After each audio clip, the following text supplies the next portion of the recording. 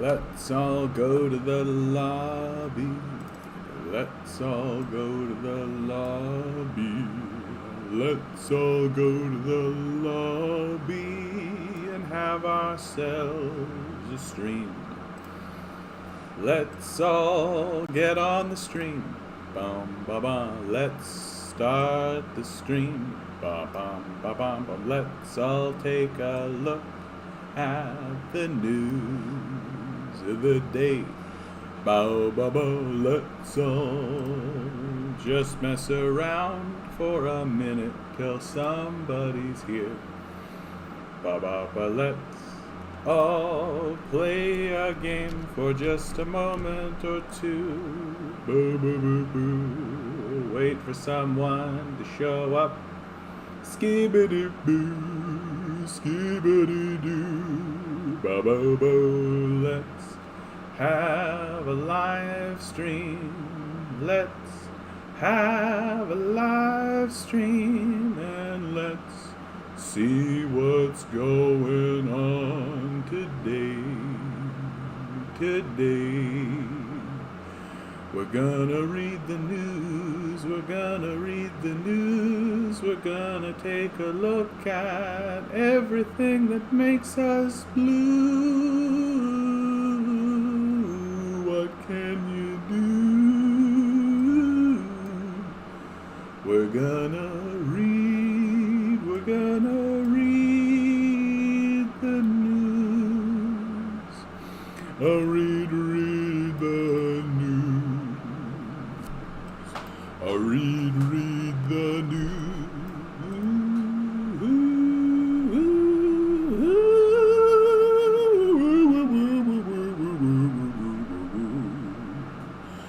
Bum bum bum bum bum bum bum. Bum bum bum bum bum bum bum.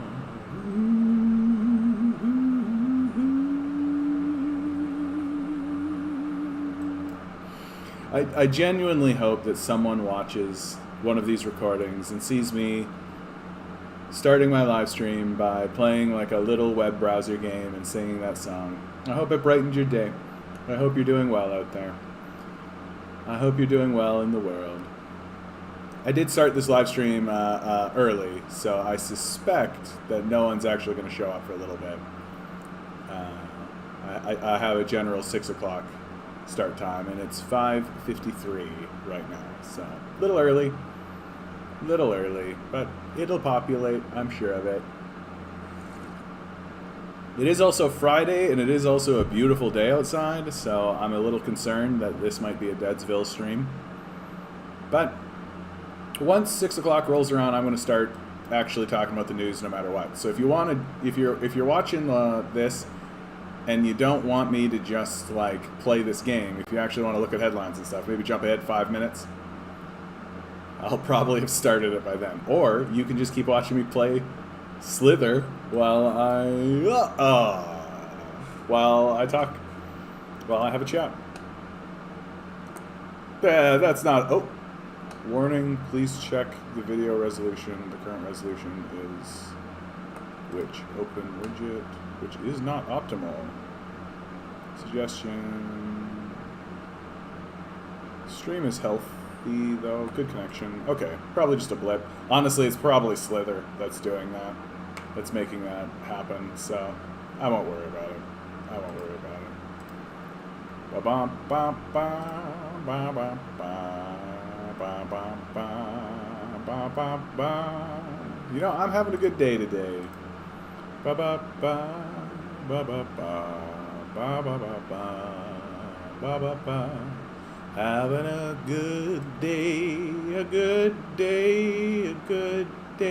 today. Gonna make up a tune on the spot.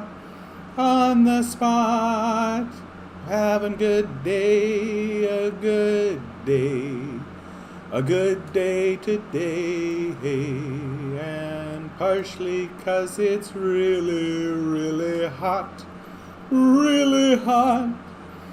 Gets me worried about the climate change.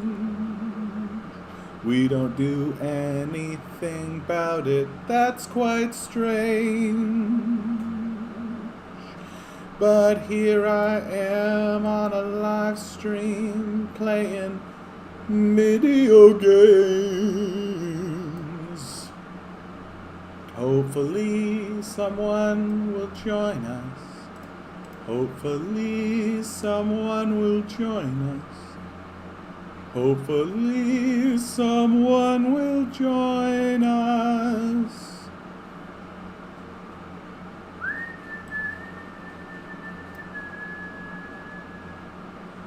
That's a little trick for you out there. If you're singing a song and you're making it up on the spot, as one does, right? As one does, and you find that you can't find a rhyme for your tune, just whistle.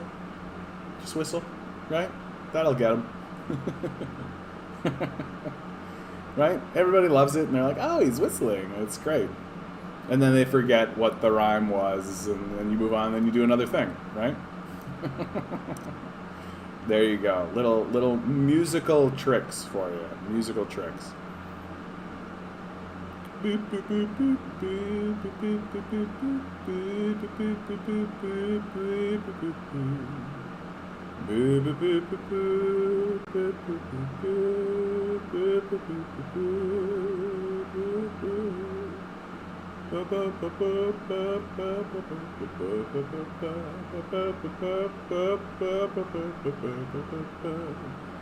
I love this. This is like, sometimes you watch a live stream video, a video that got live streamed, and they have like opening music, right? They got like opening tune and like an opening infographic. Well, for mine, it's going to be me playing this Slither game while singing little tunes.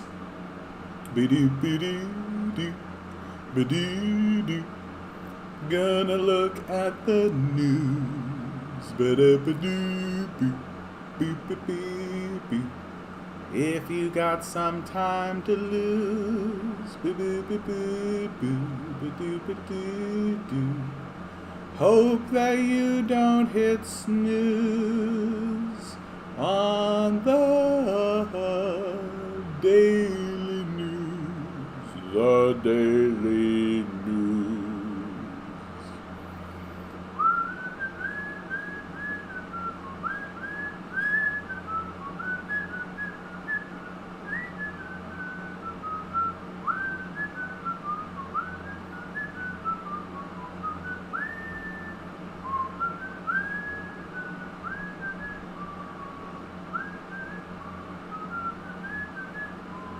I love this little game, man.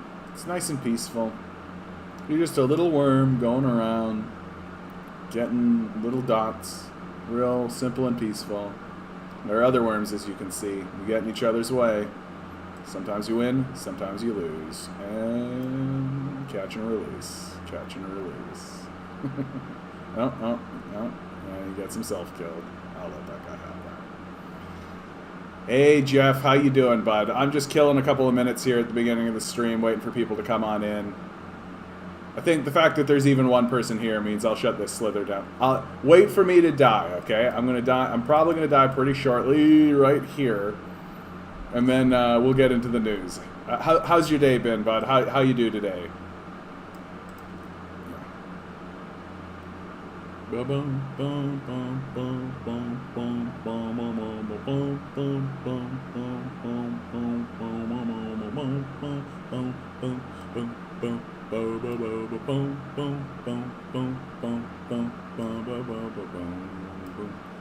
prob, off work today. Ah, good, congratulations. But you're working all weekend? Yeah, been there. Weather's getting real beautiful, eh? Really, really beautiful weather. Oh, it's so... I mean, like... And of course, with the beautiful weather comes all the reports that it's like, incidentally, just so you know, this is the hottest day of this day on record since, like, the 1940s. Just so you know. And it's like, can't we just enjoy the nice weather without this impending guilt and doom that's being pressed down upon us? I'm starting a veggie and herb garden at the shelter. Amazing, bud. Amazing. That kind of thing, like, anytime I see any amount of, like, lawn space especially, like green space, any of that kind of space, I'm just like, no, we gotta straight up, like, convert that into a garden, man. Like, every little patch of grass I see, I'm just like, that should be a garden. This should be a garden. We should take most of the grass space that exists and convert it into garden space. Like, that kind of thing is going to be necessary, right? Like, this industrial agriculture that we've been doing is not going to sustain itself, and we need to have more localized gardening and more localized kind of stuff. Yeah, and like that kind of thing should become like part of the mandate of the city, right? Like, it should be built in to what we're doing as a city. Like, the city workers, like, people should be hired as gardeners, as city workers. Like, it should be part of the job. And then, like, just distribute it into local markets, right? Make it nice and cheap for everybody. It just it is something that we are going to have to do. Ontario to go ahead with second dose of AstraZeneca COVID-19 vaccine. So I just did a podcast with the Socialist Agenda with JB Burrows there, and he really convinced me that I should schedule an appointment and go get my vaccine. If you're a person who hasn't gotten your vaccine yet, go ahead with that, I think. And yeah, it's just one of those things where I've been holding off on it because I've been kind of on the narrative that, like, okay, I want to make sure that other more high-risk people get it first. But now they're moving into, like, second dose and all that kind of stuff. So I'm like, okay, like, we're getting to the point now where the majority of people have already gotten their first dose. So this argument that I've been using of, like, oh, I want to make sure that the people at risk, well, the people at risk have already gotten it. It's people like me now who are just like, oh, yeah, I'll get the vaccine eventually, I suppose, maybe. No, I need to get my act together and actually go do it. Because it is, like, even though I raise skepticism about it, even though I raise skepticism about the veracity of it, given the variants and all this kind of stuff, it is still the number one line of defense, right? It's the number one thing that we can do to face it down.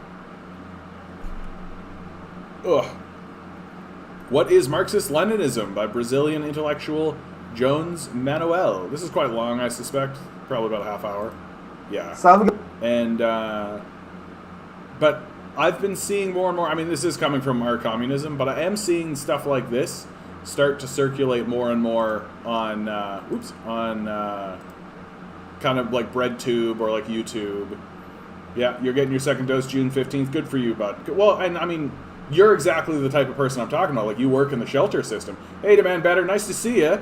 Nice to see you this early in the stream. You usually pop in later. I always forget, dude. I always forget about subbing to Steve Keen's Patreon. Allows you to download his models. Like, he has, like, a gamified version that you can kind of mess with. I always forget, and I don't know what I can do to remind myself about Minsky. Like, maybe I'll set a timer. That'll go off at 9. Yeah, this is a great idea, what I'm thinking here. My brain sometimes comes up with decent ideas. I'm going to set that, and we're going to call it Minsky. Yes. And then it's going to go off, and then I'm going to go take a look at Minsky stuff. Yes. Because it's such a cool idea, it's such a good idea, and like the gamification of economics, absolutely, it's like an inevitable thing. It's one of those things, like, I play like Skyrim, for example, right? And when you play Skyrim, you're like, oh, cool, like they captured like the vast nature of it, and they captured like kind of living in this sort of medieval world with magic and all that kind of stuff, and it's so cool, and it was like a big advancement at the time. But the longer you play it, the more you see how it's stagnant. Like, the world itself just kind of, it doesn't matter how much money you get. Like, it doesn't matter because there's no actual economic model in place. So places can't like grow and change. Like, you can't have any of that kind of stuff. And it would be stuff like this Minsky thing we've been talking about for the last little bit. And for those of you who have no idea what I'm talking about, like, Steve Keen's has created. He's attempting to like gamify economics. He's attempting to use computing to create models that you can interact with and change the way you could for like a video game or something like that. And because most video games don't actually have working economic models, right? Like even games like Civilization and like the big broad ones that you expect to have like an economy, it's not really an economy, right? Like it's not really how an economy works. Economies are cyclical, right? So we've never actually like gamified an economic model of any sort. And so now finally here's this fellow who Demand Better has been telling me about for the last week, and I've just completely been like about it. Every time I'm like, I'm going to look into it, and then I never do. So today's going to be different. Today's going to be different. I don't have to do anything tomorrow. I'm taking tomorrow off. I'm taking Sunday off, and so I'm going to have a true weekend, and I'm going to research some Minsky. Dang it. Feudal, MMT, regular capitalist, gold-backed currency, energy costs, and pollution models, and a few models he's invented to demonstrate ideas of his. Great. Great. Super, super glad to see that. Because, like, there is, like, a general lack of understanding in the populace about how economic systems actually work, right? I really, really noticed this when I first started about a basic income. I would start talking about a basic income, and people would just be like, if you spend it on, if you give money to poor people, they'll waste it. And I'm like, that doesn't make any sense, right? It doesn't make any sense. The idea that a poor person spending money is somehow like that money just evaporates into the atmosphere. And like, the longer I started pulling that thread, the more I realized that like, oh yeah, like nobody's actually teaching like the basics of what an economics is. Like I've gone and I've done economics because it's all on YouTube. They put this stuff from like Berkeley, from Harvard, Yale, Oxford. They put all this economic stuff online, and nobody on any of these places are actually talking about what an economic system looks like or what it actually does. They just immediately dive into supply and demand, right? They immediately dive into like trade deficit modeling, right? And they don't actually tell you like an economy actually is like a cycle and that it works and that money is printed by the state and like all this kind of, they don't talk about it. It doesn't exist. And and I think a lot of people now are starting to kind of wake up to that, like, oh yeah, these guys are not actually teaching economics. Like they're just kind of teaching like a few smattering things like within economics, but they're not actually modeling anything, right? And so stuff like, so it's nice to see that somebody's actually attempting to gamify it, because if you gamify it and create like a board game of it, or and that would be the best way to do it, because then you could have it in a box and like show it to people, like take it out and like board gamify it.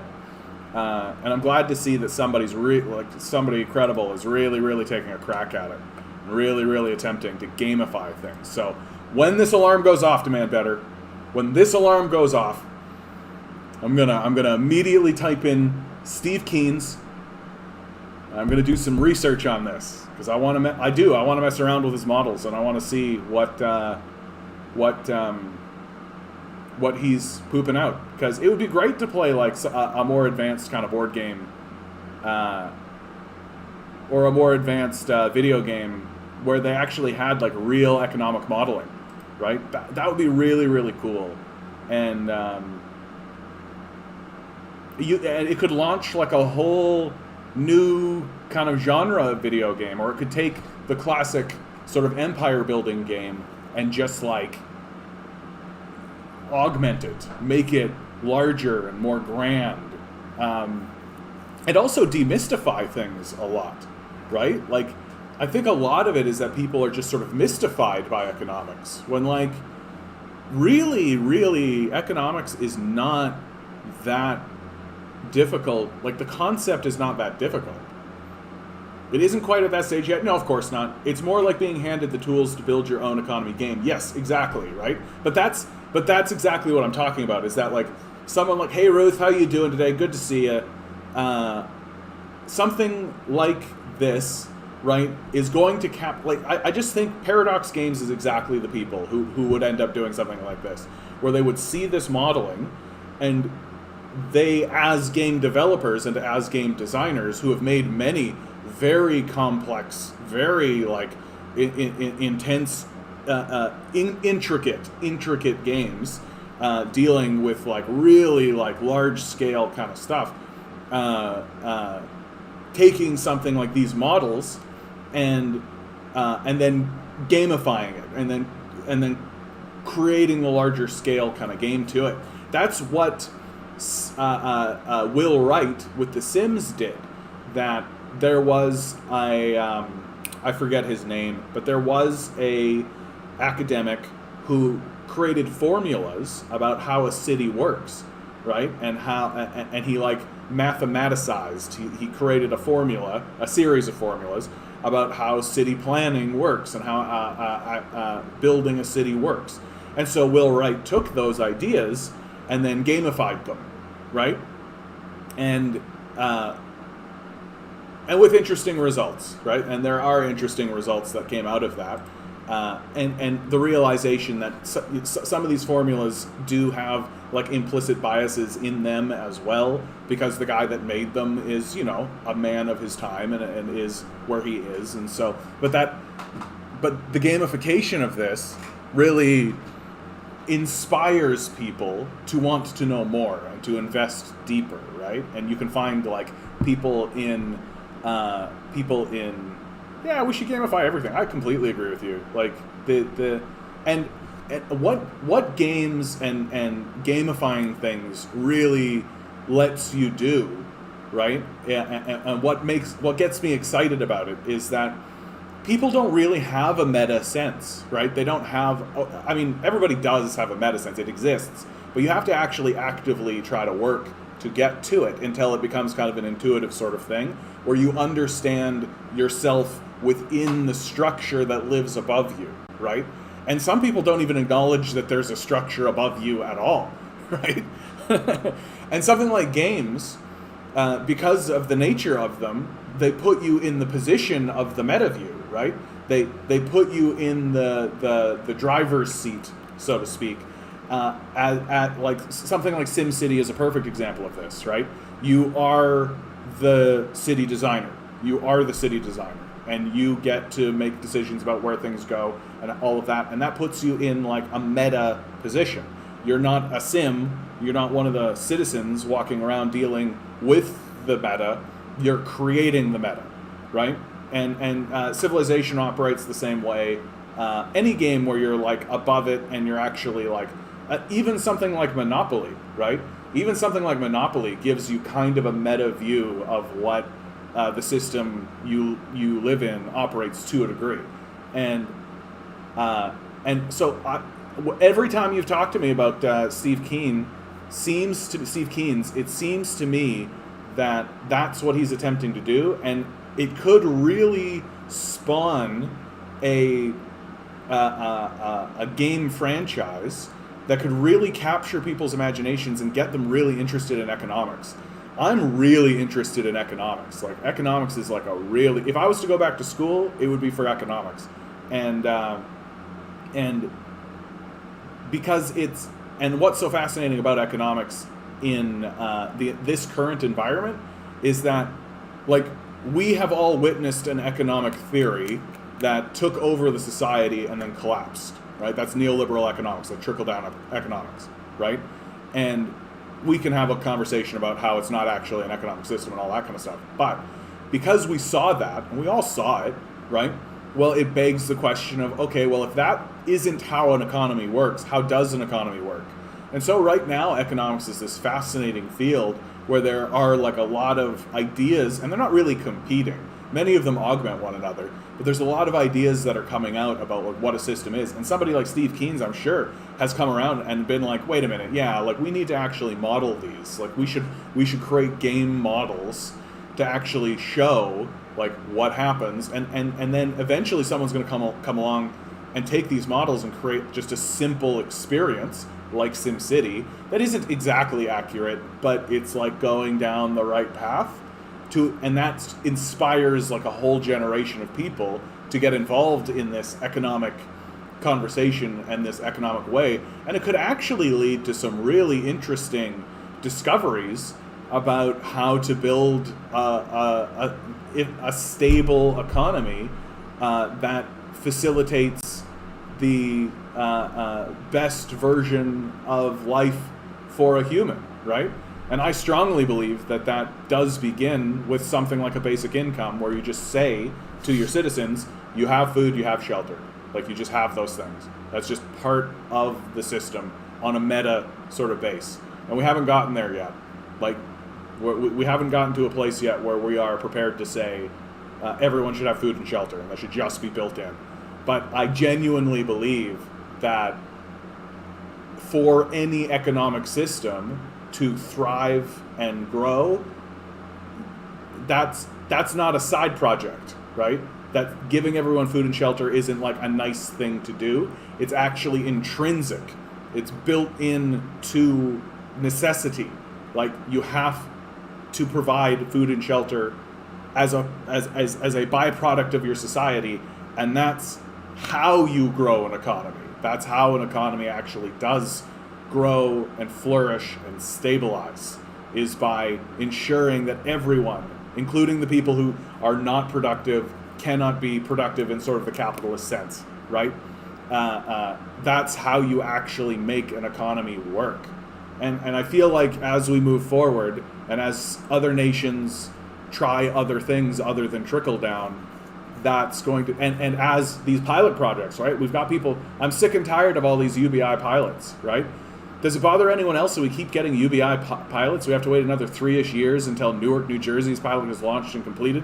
And guess what the outcome will be? Any guesses? The people who receive the UBI, their lives will be slightly, if not significantly better. Kids will get fed. Health outcomes will improve. Heck, people might even relax a little and hang out with their family and friends. As we saw in the Stockton UBI pilot, friends will help friends. People will work more and get better jobs, among myriad more benefits.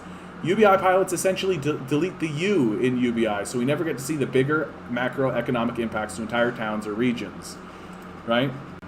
And then he goes deeper here, and it's just like, but it's absolutely the truth. Like, all of these UBI pilots, they just exist as a way to kind of like pat someone on the head and be like, okay, we're working on it, pat, right? But like, we've seen it. It's and of course I've already responded to this. It's classic liberalism. As long as the populace accepts these token gestures towards reform, and they don't actually have to enact the reforms, it will require massive pressure from the populace in the form of general strikes for them to finally act like compassionate humans, right? The fact that there are UBI pilots at all tells you that the political class sees the pressure, they see what's happening in the populace, and they're just hoping that we'll accept this tokenism, right? That's what they're hoping. They're hoping that we'll accept this tokenism, and then maybe we'll have like a period of conservative rule, which will wipe out all of these UBI pilots, and then hopefully it'll cycle back around, like the liberals will get back in power again, and hopefully people will have forgotten, right? That's what they're hoping for. So, no, keep up the pressure. That's why only voters can do something. Well, as I always say on this channel, Ruth, it's about joining third-party, non-affiliated political movements like Socialist Action, like Marxist.ca, right, to vote as blocks to get into parties like the NDP and change the party platform from the inside of that party. Because if all you do is just go to the ballot booth and like vote that way, and that's the only way you interact with politics, like, they're never going to give you anything. They don't have any reason to, right? They'll just tell you what you want to hear, you'll vote for them, and then they'll be like, well, I don't actually see a way to do it, and so we won't. Like the liberals did, right? The liberals did with electoral reform. They completely lied to us. They totally bullshitted us about that. And that's what happens if all you do is go to a ballot box and go checkmark, instead of like being inside the Liberal Party saying like, no, we need to be doing this. This is what needs to be happening, right? But, and something like a basic income, there's a lot of support for it. There's a lot of support for it in the Liberal Party, and there's a lot of support for it in the NDP, and in the populace generally. So I'm to the point now where I'll say pretty clearly, if Jagmeet Singh doesn't run a if he's not going to run a basic income as his campaign, like if he's not going to make that a campaign promise, then he's just been bought by capitalists. And we need to be explicit about that. That if Jagmeet Singh is not going to run a campaign on the basic income, we don't need to support him anymore as a leader. And in fact, we should work as hard as we can to get rid of him as the leader of the NDP.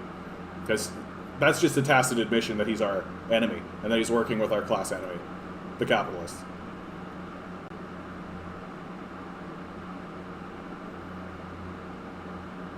Soaring prices herald boom time for steelmakers. Oh yeah, that's how that works. Soaring prices definitely doesn't cause a feedback loop. Yeah, we'll see. Alabama Strike Fest planned to help striking coal miners. Right, this is from Rolling Stone. Drive-by truckers Mike Cooley and Birmingham gospel punks Lee Baines III and Glory Fires will headline this weekend's event. Oh, wow, they're literally calling it like Alabama Strike Fest. Wow. I love it. No kidding. What a cool story. That like more than 1,000 coal miners have been on strike since April 1st. How about that? I didn't hear anything about this. Oh no. Get out of here. Get out of here. And so local supporters have organized a benefit concert. No kidding. This is awesome.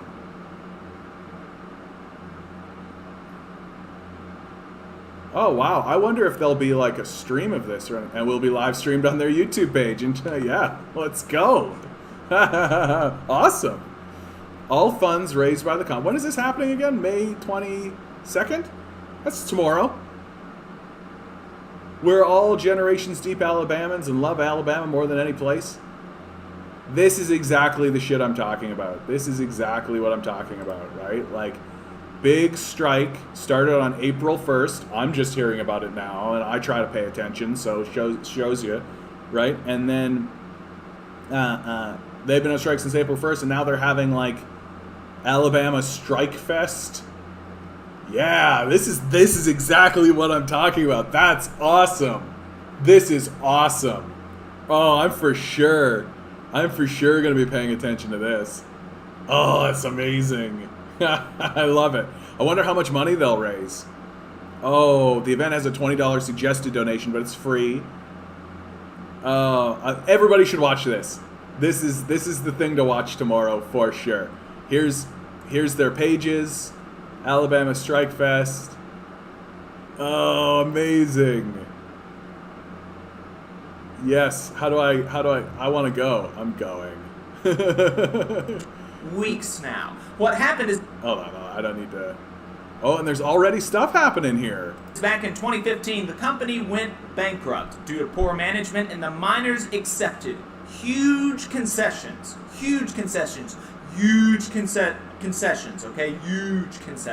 including a $6 an hour pay cut to make the company profitable. The miners did their part and it worked. The company is profitable. They have had record-breaking production in 2 of the last 5 years. The CEO is making more money than he ever has, $4 million a year, and they don't even want to just give these miners back what they lost, much less pay them more, give them bonuses for the sacrifices that they have made for this company for the last 5 years.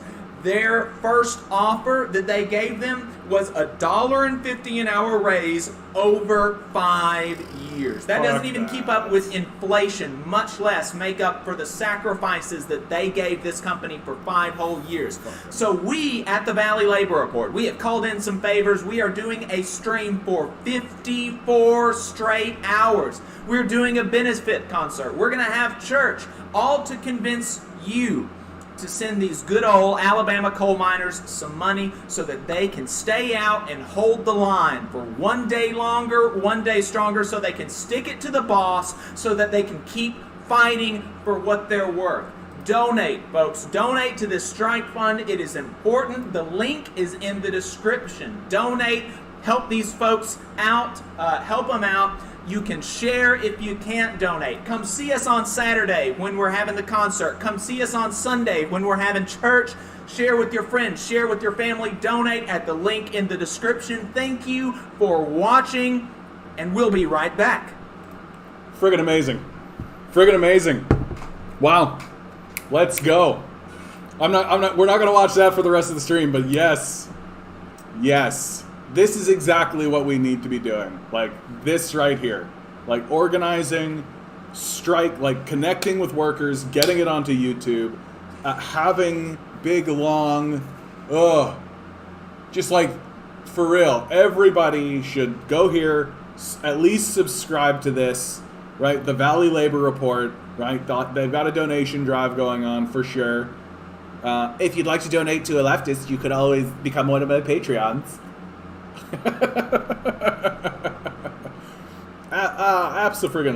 Absolutely. And yeah, Ruth, you're exactly on the money with this. Obviously not enough to change anything. And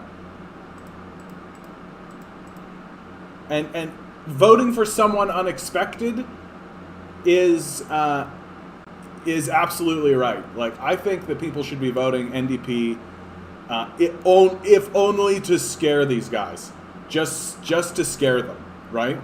Like just to shake them up a little bit. Of course, more Israeli news. IDF attacks Al-Aqsa Mosque after announcing ceasefire. Yeah, are we surprised? Big flipping surprise. Although I think that's old news. I don't want to... All right, so yesterday it seemed like we were getting a little bit of good news on the situation. Who did... nobody... He did with guys. Okay, so those are very reasonable bans. Israel, less than one day after... All right. Let's use Al Jazeera. And of course, Israel and Hamas both claim victory as fragile ceasefire holds. Yeah. Like this heartbreaking story, right? Like they keep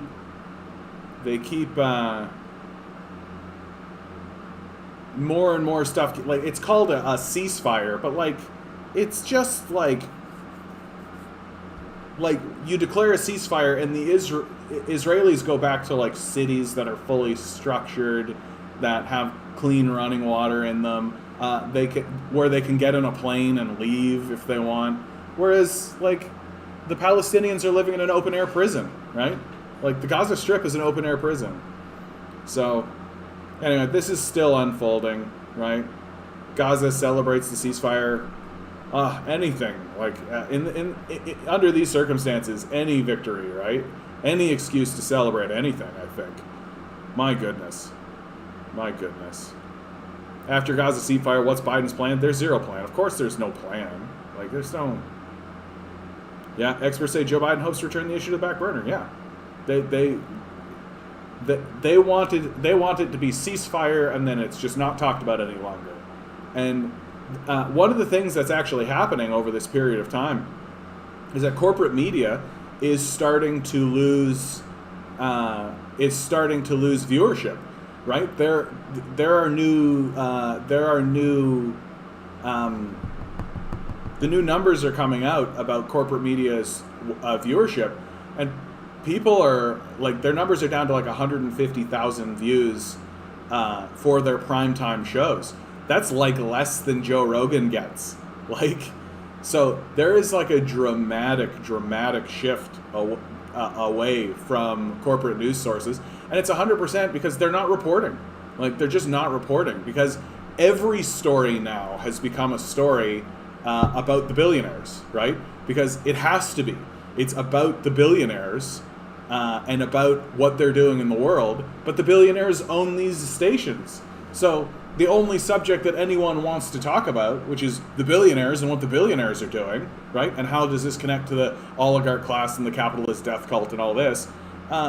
Well, the mainstream media is just not reporting it.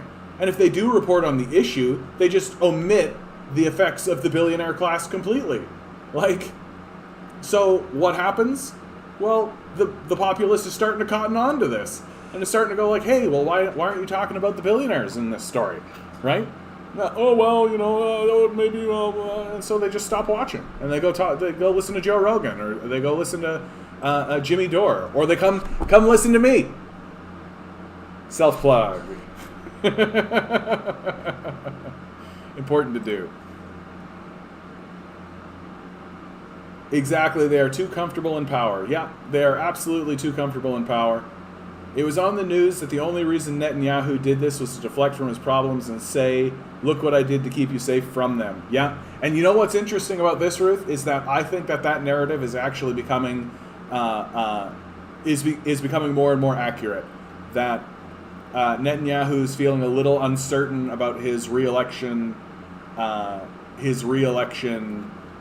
chances, and so he is catering to this like lowest common denominator, like this bloodthirst that exists within Israeli culture at the moment, or Zionist culture, let's be specific, and is really and this works. Like, this is a strategy that works, right? Like Margaret Thatcher did this with the Balkans, right? That was the whole reason they invaded the Balkans, was to galvanize support in the populace in order to win the election.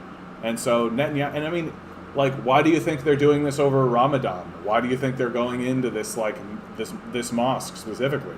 Yeah, so you had said this earlier on in the week to me, and I kind of didn't dig deeper on that, but I have been digging deeper on this specific point, and you're absolutely right that at the end of the day, the reason why Netanyahu moved forward on this particular thing at this moment in time and did it in this way was specifically tailored so that he would have a better chance to win the next election.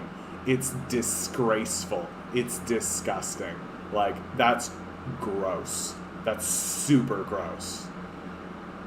He also has legal problems that they are investigating. He had to testify. Oh, interesting. Interesting. That's a story I don't know anything about. Look at you, Ruth. You're like an investigative journalist yourself. Look at you. Sending out information. Hold on. Let's dig a little deeper on that. Netanyahu legal problems. Straight up, the trial. Police recommended indictments against Netanyahu, and on the 21st of November, Netanyahu was officially indicted for breach of trust, accepting bribes, and fraud. As a result, Netanyahu is legally required to relinquish his ministry portfolios on other than prime minister. Oh, so he can't hold any other positions other than this one of prime minister. Oh, wow, yeah. For sure. So he's been indicted by his own police. He has to drop all of the power that he has except the prime minister. And then there's an election coming up. When is the Israel elections? Is there an election coming up? It's got to be. Here we go. 2021, when is it? Will be held on... Oh, it's already happened.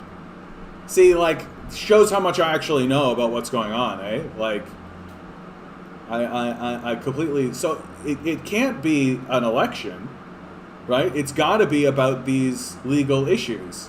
That's more in line with it, because they already elected him. Legislative elections were held in Israel on the 23rd of March. It was the fourth election in 2 years.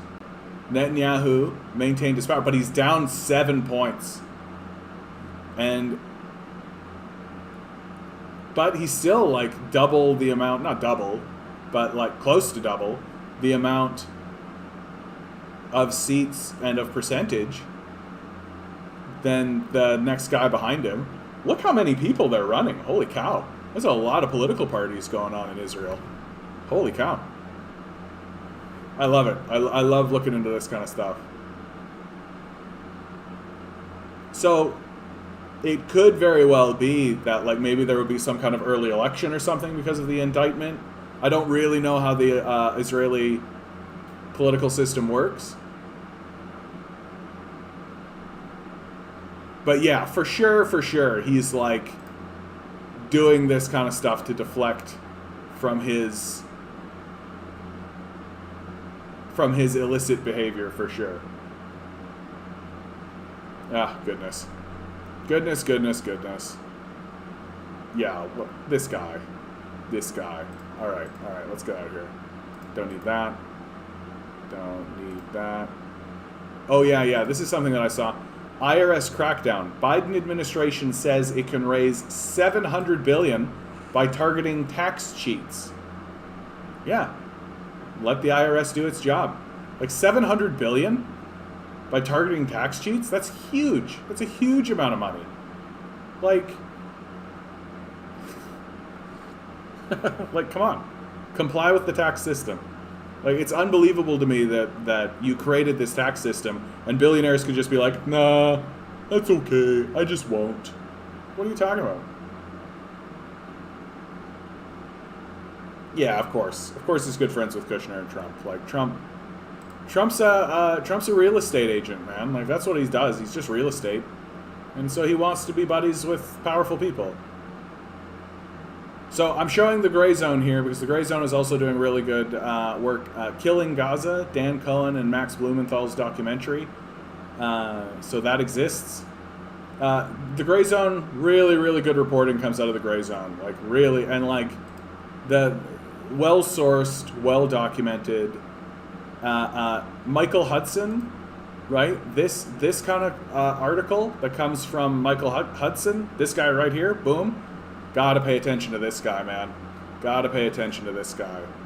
And the moderate rebels, same story, right? Like, they do really, really great work and really, really paint the best possible picture of what the Cold War looks like between China, Russia, and the United States, why it exists. They really do. Hudson gets into like the history of what's happening. Does a really, really, really great job. How long is this? Yeah, hour 30 minutes. Kind of want to.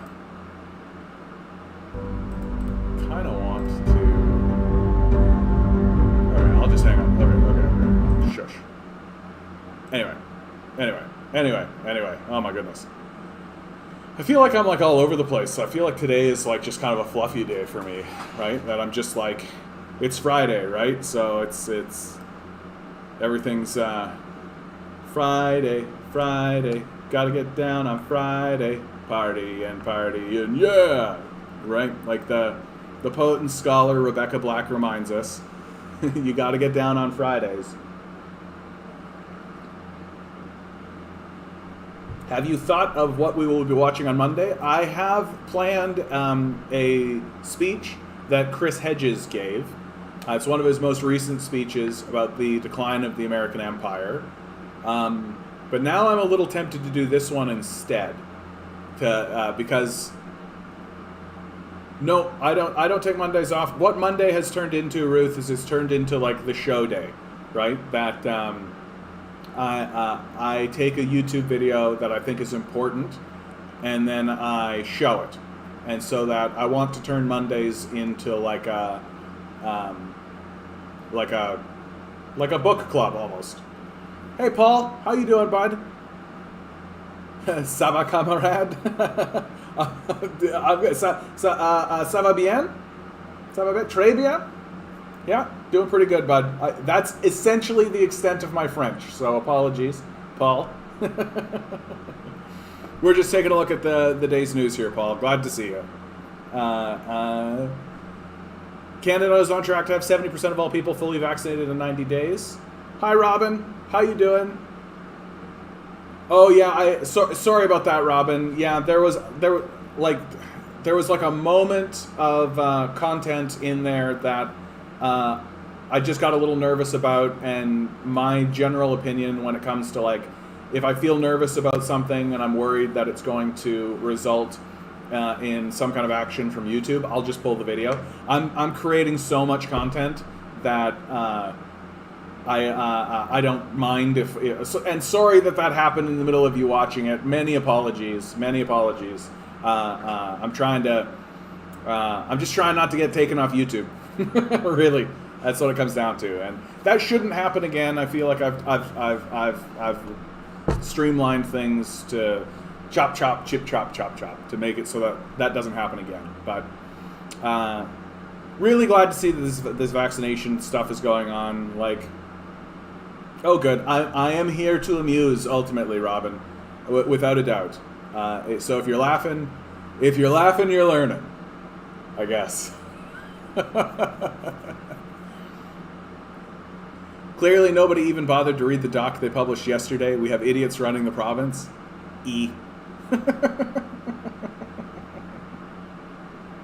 Yeah.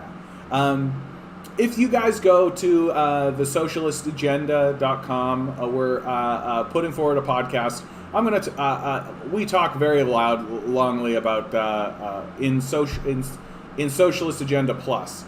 So if you become a subscriber to that, we talk about Doug Ford's opening. Hey, you notice how when it comes time to open, they've got like a big comprehensive plan and they've got like these step-by-step procedure. But when it came time to actually protecting the health and safety of the populace, they're like, I don't know what I'm doing. Interesting, eh? I am Dutch from the Netherlands. How is it over there in Canada land? Making it happen, buddy. Making it happen. How are things in the Netherlands? Any weird, fun news that you think people should know? Feel free to share it. You can't click the links in my description. You can copy paste them though, can't you? Is that real? You should be able to copy paste them at least.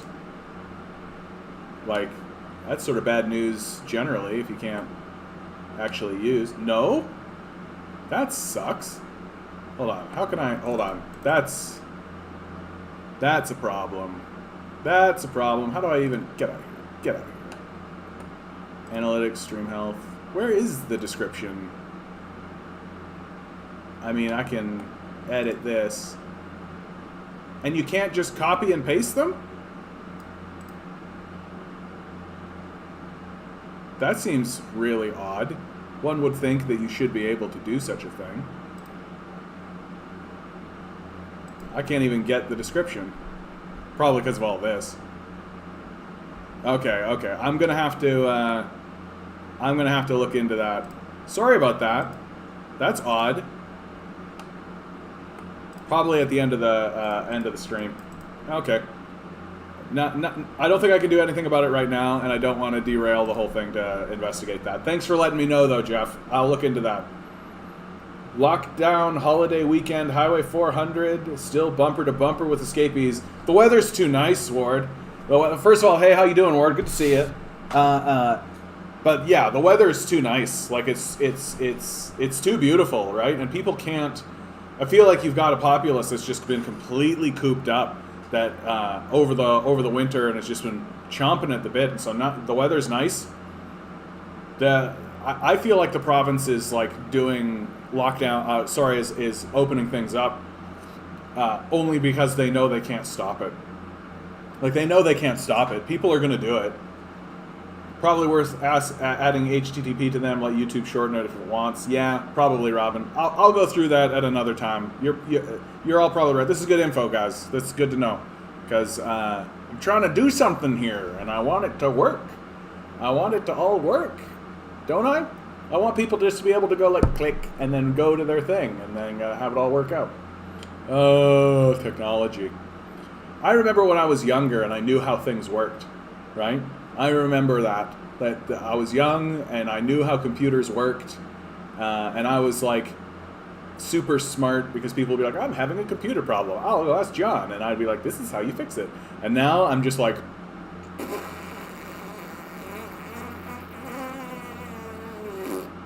blah, blah, blah. Yep, the tools that have been provided for teachers to manage online learning are absolute garbage. Yeah, I mean, they're the first iteration, so let's be fair on that point. But, like, this is not how people should be. Like, if I was the teacher, right, and you were the student, this is not the way to do this. This isn't how to teach anybody anything, right? Like, this is Which isn't to say you can't like learn from this kind of thing, but it's just so sterile. There's a sterility to it. Why would Ford think anyone will listen anymore? We will pay for it in August. I think we'll pay for it a little bit later than August, Ruth, but I definitely am on board with what you're saying. Like, take a look at the second wave. Like, I feel like the trajectory of the fourth wave will follow the trajectory of the second wave, pretty much step by step. It'll be pretty much the same song and dance, because capitalism can't learn, and capitalists don't learn. Software is the beast. Hardware is still basic. Yeah, I feel you on that front, bud. Does the Reddit post talk about Google Classroom? I saw it's a thing a few weeks ago and never much looked into it. Good question. Google Meet and Zoom. That's really what they're talking about, looks like. Yeah, I suspect there will come out like a more comprehensive thing that's designed specifically for it, and it'll be like better. But still, like I'm just not down with this idea, because you know what's going to happen, right? Conservatives are going to take that kind of stuff and they're going to say, oh, great, we've got this kind of communication going on now, so we can have one teacher for 5,000 students, right? And just like hire a bunch of low-wage paper marking monkeys. Or even better than that, make sure every single paper is just an automated thing, so that when they click the box on the screen, we know if it's correct or not, right? Like, that's the kind of thing that the conservatives are going to be angling for, because they want to make it as cheap as possible and pretend like everybody's getting an education when they're just being trained in the education system that exists. Like, the only reason capitalists want an education system is to find out who is going to be compliant with capitalism, right? The only thing that conservatives want to teach anyone is how to take orders. That's it. And so they can do that with like an automated system. They will. And the idea is like the more idealistic version of education, you know, to actually enrich the lives of people, to actually improve the lives of people, to actually learn about themselves and the world around them. That's all trash. That's all hippy-dippy garbage that can go in the garbage bin. No, we need workers who will be compliant. We need obedient workers who do what they're told. That's what the education system is if you're a conservative. Yeah, pretty dystopian shit right out of Black Mirror. Yeah, I agree. But we're there. We're already in a dystopian society, Robin. Like, the society's already dystopian. Like, we're literally witnessing the collapse of anything that could be called capitalism into a neo-feudal system, right? And that's going to get more obvious, right? That's the reason why Bill Gates is like buying up huge parcels of farmland. That's the reason why there's such a huge push to buy up large parcels of land, which is completely messing with our housing market and just totally screwing everything up. And the reason why these capitalists are pushing to buy up as much land as they possibly can is because when the economy collapses, which they know it will, how do they know it will? Because they're the ones collapsing it. They're the ones putting the landmines and putting the bombs at the foundations of the economy. They're the ones doing it. They know they're collapsing the economy. And so when the economy collapses and the dust settles, they'll have mass swaths of land, right? What does that make them if not like a feudal king, right? And this is how we are arranging ourselves. We're rearranging ourselves into neo-feudal structures, right? Into feudal structures that are now like high technologically based, and capitalism itself will just cease. No one will take that seriously. Dutch, yeah, Dutch people invented capitalism. I don't know if you want to rah-rah on that, Paul. But yes, there's some credence to that the Dutch invented the system of capital. I think the British might fight you on that a little bit, but I won't engage in that. I'll let you have it. Cheers. I mean, Bill Gates has been on the educational boards for my whole life, influencing the curriculum as much as possible. Online classrooms are just going to give people like him direct influence. Yeah, right? Yeah, like the billionaires want total control. Of course they do. They don't want free-thinking, educated people. 4chan and how I was almost radicalized. So this 100% is talking about I watched a little bit of this, about the, what's called the alt-right pipeline, right? That it starts on message boards like 4chan, video game boards, forums like this. You take like a loner teenager, right, who's like 12, 13, 14, right, who's awkward, doesn't know how to really interact with girls in the first place, and they start watching, what's so funny to me is the more I investigate like the alt-right pipeline, the more it really does look like what happens is you take young boys who are loners, who probably think that girls are smelly, right? Because they're young boys who are loners, right? And young boys who are loners think girls have cooties and stuff. And they start watching just like meme videos that are about like making fun of girls and about how like girls are smelly.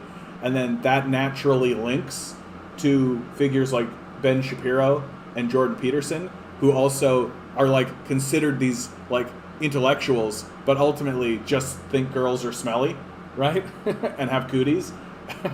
And it really makes you realize more and more, the more I investigate it, it makes me realize more and more that Ben Shapiro and Jordan Peterson are just boys who never grew up, right? They're just sort of lost boys.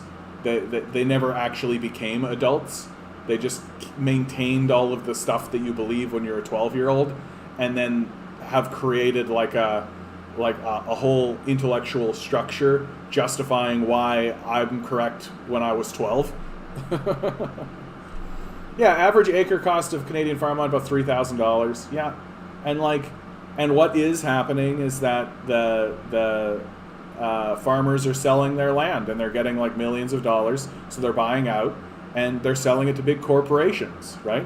So it's these big corporate oligarchs are taking control of our farmland, which will ultimately result in complete disaster, right? Because that's how capitalism works.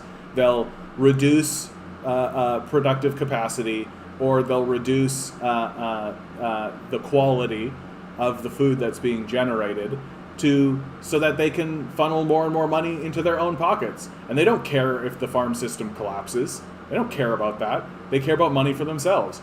And so ceding our farmland to corporate power is going to be a complete disaster for us. And we know it's going to be a complete disaster because every system is a complete disaster under capitalism.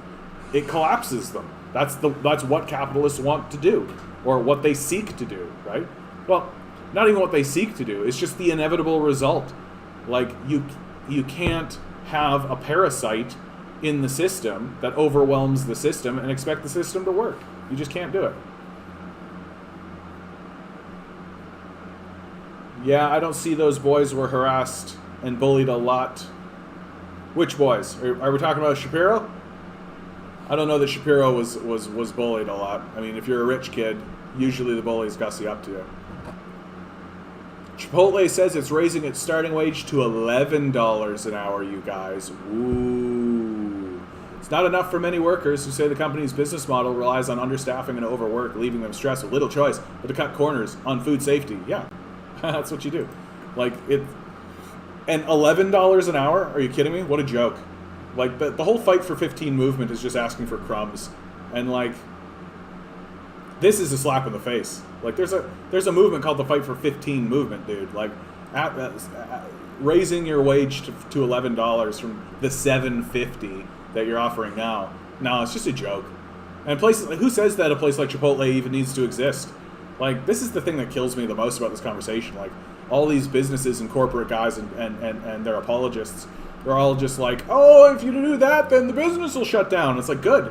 Get rid of these places. Like, these places are shitholes. Like, Chipotle isn't a great place. Nobody's like, oh, Chipotle, the greatest place that ever lived and all this. If Chipotle can't pay people a living wage and stay open, then it needs to shut down. And that space needs to be requisitioned for something that's useful, right?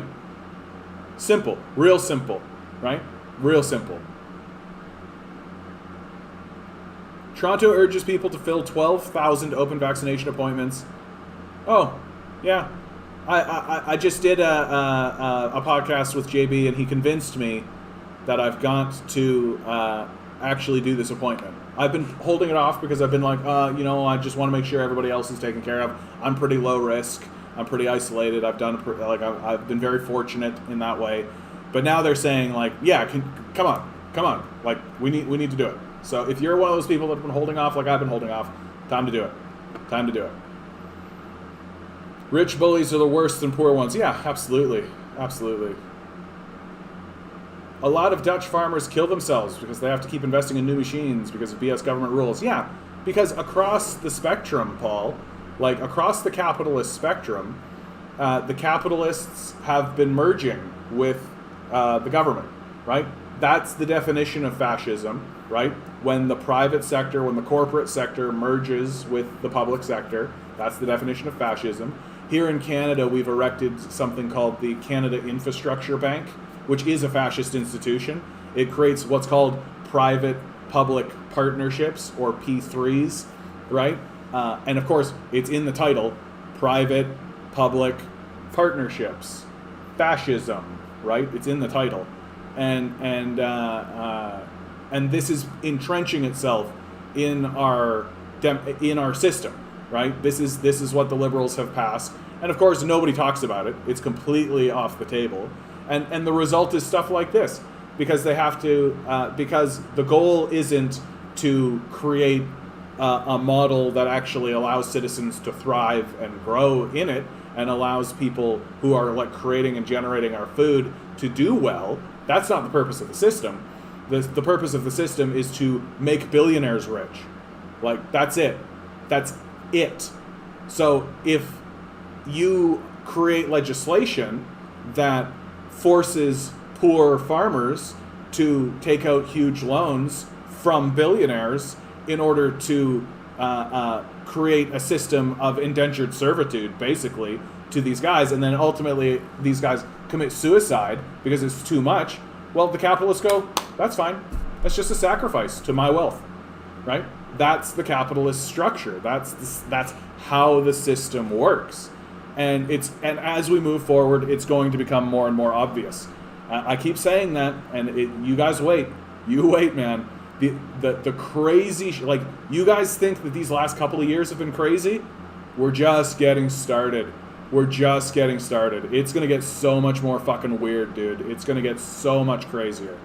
Worth saying right now, please, if you haven't subscribed, please subscribe. Just, it makes my heart swell. I'm almost at 500 people. I'm almost there. I'm almost at 500 people. And share this with your friends. Trick them into subscribing too. Agribusiness is different in 2021. In 1920, farmers formed co-ops. Well, and also, like, up until very recently, there was sort of this idea that, you know, the classic sort of rural farmer was the way to do farming, right? But now it's becoming very corporate. It's all being taken over by big private industry. And of course they're going to do horrible things. It's going to result in, like, it's absolutely going to result in famine. Like, that's going to be the end game of this. Because agribusiness, like these corporate guys, they don't give a shit. They don't care about actually producing good food. They care about making profit for themselves personally. And when they get put to the decision of starving a group of people or taking a pay cut, right? Well, they'll starve the people. They're not going to take a pay cut, right? If they have to murder a whole bunch of people over here or withhold food from a bunch of people over here, they will, right? That's capitalism. Like, it rewards that kind of behavior. It's been proven a million times. Pay more, and you'll make more. I'm still waiting way down here near Quebec border, and they have nothing. Don't know when. Yeah, Ruth. I feel like you're just kind of getting... it's that classic kind of ruralized problem, right? Like, you're in kind of a more rural sort of community, and it's that classic shake your fist at Toronto kind of thing. Oh, that Toronto, they get preferential treatment. There's 6 million people here. What are you going to do? What are you going to do? It'll happen for you, Ruth, and when it does, we'll celebrate. We'll have a drink together. What do you say? What do you say? We'll have a drink on stream together. What do you think? Thoughts on Monsanto with their GMO shit? Yeah, it's a total, like, Monsanto is a demon. right? Like, it's just a demon. Like, there's no other way to communicate about something like Monsanto. Like, the idea of making a seed that's that doesn't, like, every plant in the world, you take a seed, you put it in the ground, it grows, it spits out more seeds, you take those seeds, and on the cycle goes, right? Not Monsanto's shit. They've created plants that don't produce seeds that you can replant. Like, that's evil. Like, that's evil. That's like dark, demonic. Like, that's the Lord Lucifer himself manifesting into our plane of existence. Like, absolutely not. It's and the idea that, and Monsanto's doing stuff like they are creating patents for human organs. Like, they the only thing they haven't been permitted to patent is like a fully formed human, but they've been allowed to patent basically every component. Like, this is the beginning of Blade Runner shit, right? This is how the story of Blade Runner begins, is with Monsanto. And eventually Monsanto will push through, because Bill Gates or Elon Musk, here's the narrative, right? Elon Musk will realize that what Monsanto is attempting to do is create clones, right? They're attempting to create, like, humans who technically aren't humans, so they can enslave them, right? And it'll just end up being... did you ever see Moon? You ever see this movie Moon? Right? It's a brilliant movie. If you've never seen the movie Moon, do yourself a favor and go watch Moon, right? That's the goal for Monsanto, right? To take clones and put them in, like, moon bases and shit. Like, Elon Musk, what he's gonna do is he's gonna fire a rocket at Mars, and he's gonna put a clone or a grouping of clones on the rocket, and the clone will grow as the rocket goes, because it's going to take a long time to get there. Then the rocket will land and the clone will wake up, right? And if that clone of a person dies, who gives a fuck, right? It's just a clone. Poor fucking clone, right? Poor guy. So Monsanto's a demon. It's absolutely and this is only the stuff that we know about, right? Like, this is only the stuff we know about. Like, what's going on in the deep basement of Monsanto? Like, what's going on there? What do you think is going on in the deep basement of Monsanto? You think there isn't, like, high-level eugenics projects going on in Monsanto? Yeah. There's definitely some deep, dark, demonic shit happening in the basements of Monsanto, for sure. That would make the Nazis go like, ugh. Without a doubt. Search Invisible Heart documentary on YouTube. Look at the trailer. It's the pilot for the infrastructure bank. Oh, okay. Here we go. I want to leave that up. So let's go here. YouTube. Misspelled. The Invisible Heart. Invisible Heart.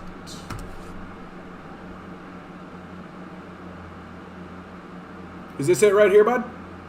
TVO doc?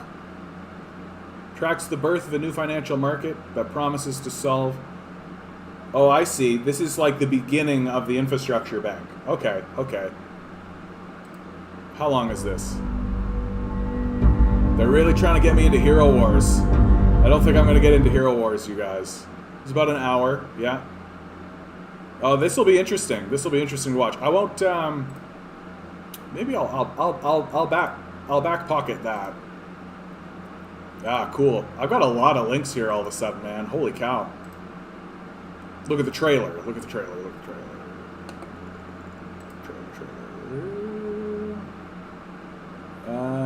Right here? Is that right?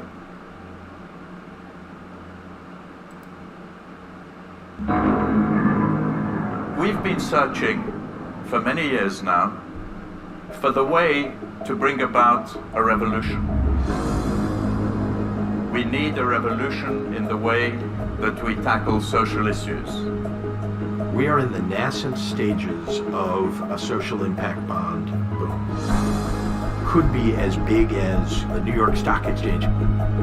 When you're talking about social impact bonds, you're talking about people's lives. And they're the actual subject of the experiment. We've now got proof of concept across more than a dozen social areas.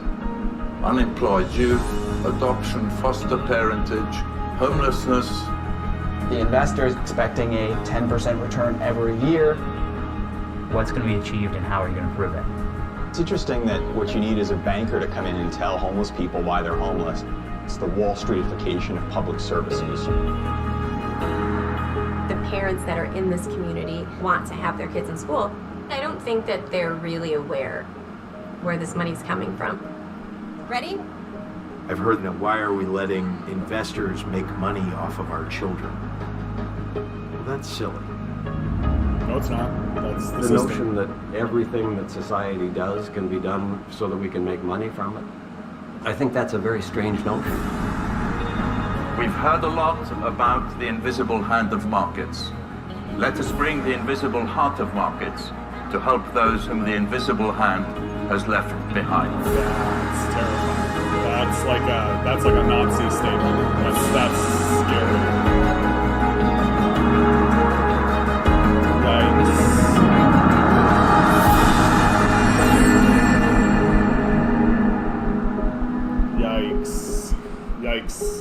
Yikes. I'm gonna look at that documentary for sure.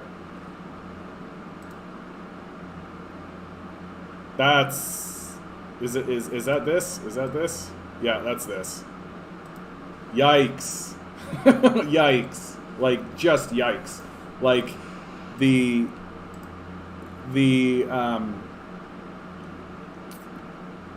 like literally what he said, right? So he admits that the invisible hand of the market has left people behind. And so the solution is more, right? Is to do what has failed more, right? That, no, it's the problem isn't that our way of thinking is completely incorrect. It's that we're not doing it enough, right? I just don't, like, this is the ideology of like a drug addict, right? This is a junkie talking to you with like no self-awareness or and that's at best. At worst, they're actively grifting us. That they're actively like, oh man, we got like billions and billions of dollars from these suckers over the last 40 years. Let's see how much more we can squeeze from these suckers. Maybe we can turn them into complete indentured slaves, right? Turn every single aspect to their life, from the moment they're born to the moment they die, into complete and total indentured servitude. That's the goal, right? Because what the Canada Infrastructure Bank does is it takes wealthy billionaires like David Thompson, like the Weston family, like the Pattisons, and entrenches their wealth systemically into the governance of the society. That's what it's doing. So thanks for sharing this, Jeff. I really appreciate that, because now we get to hear it from their own mouths and see how fucking creepy and sociopathic these guys are, and detached and delusional from the outset, from like the base level. I'm probably gonna watch this video over the weekend, bud, and then do a short film, just condensing it, like a film review. That's what I got to be doing with this stuff. I was just thinking, like, I'm like, there's too much going on. What can I do? That's what I can do. I can do like film reviews of these documentaries and maybe show a couple of them. I've got like 7 things that I want to show people now. Oh my God, it's too much. There's too much. I worked for an organization involved in the pilot. They filmed parts of the doc at my work. Cool, bud. Cool. The Eureka. In the Netherlands, we have Farmers Defense Force. We block supply lines to supermarkets and protest so they lose money. Yeah, that's what you need to do, right? That's the only thing that these guys listen to. They don't care at all, right? That's why people who are screaming their heads off about internet censorship and internet kind of stuff, like, they don't realize, like, they don't they don't actually care what we say, right? Like that's something that I think people need to learn more and more. Like they don't care what we say, they care what we do, right? If all I do is sit here and make this live stream and talk about it, and if all we do is just talk about it, right? They don't care, and they never will, right? But if suddenly I was to say, okay, on August 5th, we're all going to get in this space and we're going to shut down this, we're going to shut down the intersection of the 400 and the 401, right? Like if I was able to get like 1,000 people to stand on the 401 and the 400 during rush hour, right, and shut that down, yeah, then they would care. Then they would pay attention, right? But, which incidentally, I'm not going to lie, is a goal of mine. I'm straight up, I'm going to say it out loud. One of the major goals of this channel is to get 1,000 people at the intersection of the 400 and the 401 in the middle of rush hour traffic. Shut that bitch down. Shut that bitch down.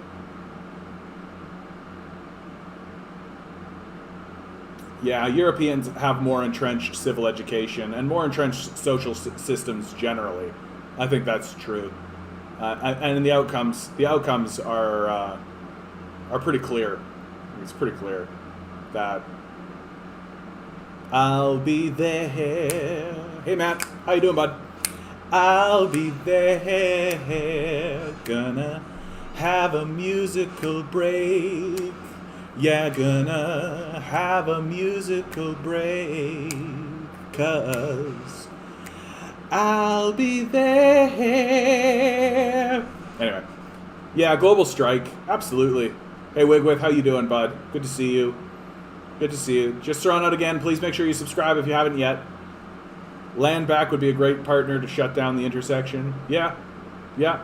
I suspect that there would be lots of organizations that, because like that kind of direct action is what it's going to take. Like it is going to take a shutdown of all lines of distribution, right? Like it's the only thing they respect. They don't respect anything else, and they can always fall back on. When their systems fail, as they always will because they're fascists, when their systems fail, they'll always fall back on, well, the problem is you, right? They'll isolate you, individualize you, and pretend like the problem is you, even though it's affecting millions and millions and millions of people. They'll always do this, always. And so, exactly. Acorn is good as well. You're right about that, Jeff, for sure. And Acorn and Socialist Action are starting to become a bit more buddy-buddy. We're starting to like show up at the same events and starting to communicate pretty closely. And I've seen a lot of positive, not necessarily merger talk, but just the idea that like that's not crazy. It's not crazy to even consider that that's a possibility, right? So I feel like that kind of organizing. There you go. That kind of organizing is going to be crucial for the movement moving forward. Yeah, and something like another Occupy movement is in the cards for sure. I feel like if it wasn't for the pandemic, that already would have naturally manifested itself. And another occupation is definitely on the cards. I mean, it's historically how things happen, that you have the first uprising that gets quelled, and then the second uprising comes, and that gets quelled. It's the third uprising where the state really asserts its dominance, right? So, like, the parallels between what's happening today and the what happened in the Roman Empire, right? Like the Roman Empire during, like, before the Christian period, right? Like the parallels are there, right? And that's part of the reason why I feel like I have such a clarity of what's happening in the upper echelons of things, is because because of my Christian upbringing and my study of like the Roman Empire and Roman history, and you can see the parallels really clearly. So like and once you link the idea that the Occupy movement was the first servile war, right? Like once you link those in your mind, of course there are differences and of course all that kind of stuff, but like in broad strokes. So you've got the first servile war, which is the slaves of Rome rising up in a military fashion to attempt to fight for their freedom, right? And you have the Occupy movement, which is very much the same kind of idea. The wage slaves rising up in order to tell their owners that they don't want to be owned any longer. And then that gets quelled, right, through military force, but not in like a decisive, brutal kind of way, because slaves are property. They are an asset. You don't want to destroy them, right? And so the second servile war comes about a decade later, or like a little bit later. And so if you think about like, okay, what's the timing of that? Like the Occupy movement happened in 2008, 2009-ish. And so here we are 2020, like we're due, right? And I feel like the public is starting to foment in that kind of a way. It's starting to happen. If it wasn't for the fact that we're in the midst of a pandemic, I think it already would have happened. And I think that once this pandemic actually like is lifted, you're going to see like a big push in that direction for sure. And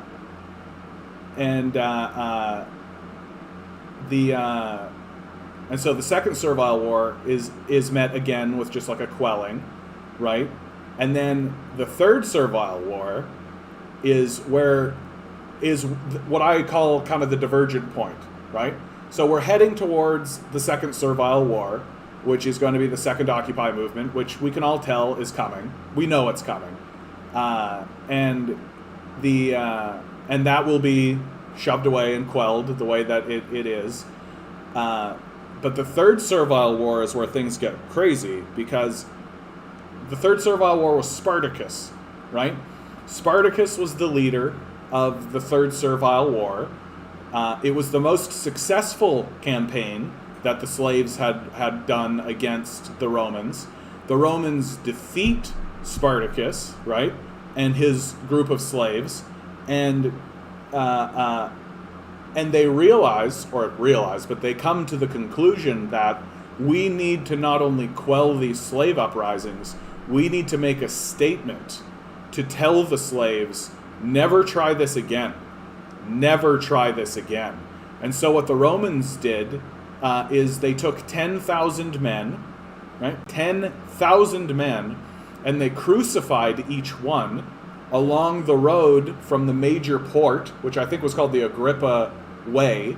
So the road from the major port into Rome, along the Agrippa Way to Rome, right? So if you were a slave, a newly captured slave from like Gaul, from the northern region of the Roman Empire, right, the Germanic region, and you are transported into the city of Rome, you would walk along a road that was lined with crosses from men who had been crucified, right? And they just left them up there. They just left them there, right? So you'd have skeletons, rotting corpses, that kind of stuff, all along the road to Rome. So if you were a Roman slave, you knew exactly what your position was and your status was. And once you understand that, incidentally, like sidebar, once you understand that experience, right? The experience of not only seeing your best military hope of having any type of freedom if you're a slave, once you understand that he and many of his followers were crucified, and also you have slaves coming in witnessing and bearing witness to these crosses, it really clarifies why the story of Jesus was so powerful. It really clarifies why it's like, oh, that's why that story took hold. That's why this story matters. And to turn it back into what I was talking about originally, this is the trajectory of our society as I see it. That we are going to have civil disruption a second time. We're going to have a second servile war. They will quell it. Maybe they'll even do some reforms about it, right? They didn't do anything the first time. Maybe they'll actually do something the second time. And then the third time will happen, and that's when they're going to start bringing the hammer down. That's when the hammer comes down. That's when they make it very clear to us that we are ruled. that we are not equals, right? This idea of democracy was just a facade. And I'm loving this chat, by the way. 100 people park their cars, right? Yeah, that would leave a mark.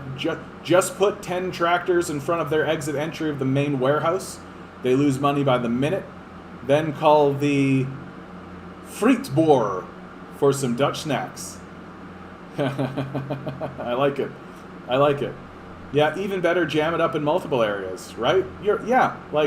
It's and those kinds of disruptions and those kinds of statements, like those are the kinds of disruptions that have been happening already.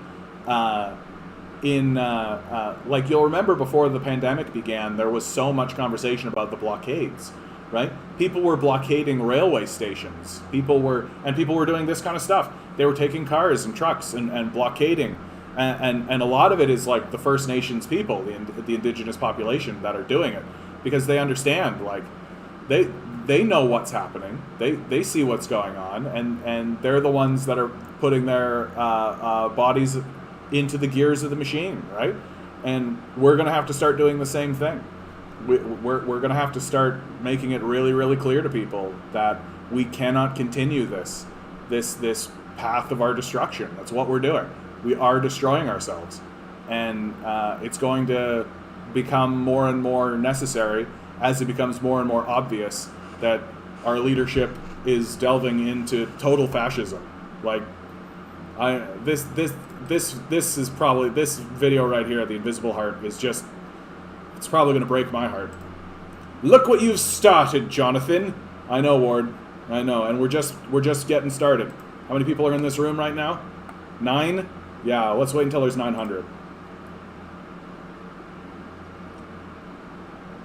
Canada passes the US in vaccinations. Great. What do you mean Canada isn't a real country? Canada is a handful of mining companies that invented a pretend culture based primarily around the subpar coffee chain. Yeah, that's a take. It's not necessarily inaccurate. Like, Canada doesn't have a culture. Like, it doesn't. Its culture is like fake nonsense and bullshit. Like, we've defunded our culture. Like, we're not interested in having a culture. If you have a culture, then that means you might have like a civically engaged citizenry, right? Like, what it does mean though is that there's massive vacuums in Canada to create culture, right? And when people get hungry for culture, they'll turn to the culturalists. Which, hi, I'm here. I hope it's me. I hope it's me. And also, let's be really clear. To say that Canada doesn't have a culture, you know that's wrong the second I go, right? Come on.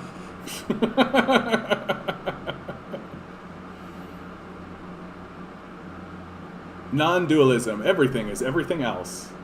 Thought Slime. Okay. That's probably a good video. Thought Slime does good videos. Ontario government to allow splash pads to open in Ottawa after all? Okay. Like, how is this even a headline? Like, yeah, almost any atrocity committed against Palestinians will be rationalized and justified merely by Palestinians' continued existence, where even the most reflective acts of self-preservation become an excuse to inflict extreme violence. Yeah, how dare they fight back? That's really the slogan of the empire, right? That they point at acts of violence done by the people they invade, and they say, how dare they fight back? Why, they should just bend over and just take it. They should just lay down and die, right? How dare they fight back? Any idea on who to back in the next mayoral election in Toronto? Have not actually paid attention. Got to be straight with you. Haven't actually paid any attention to that. I'm looking for anybody other than Tory. But the truth is, Toronto politics is interesting this way because the mayor's office actually doesn't have much power, right? And it's built that way, that the power,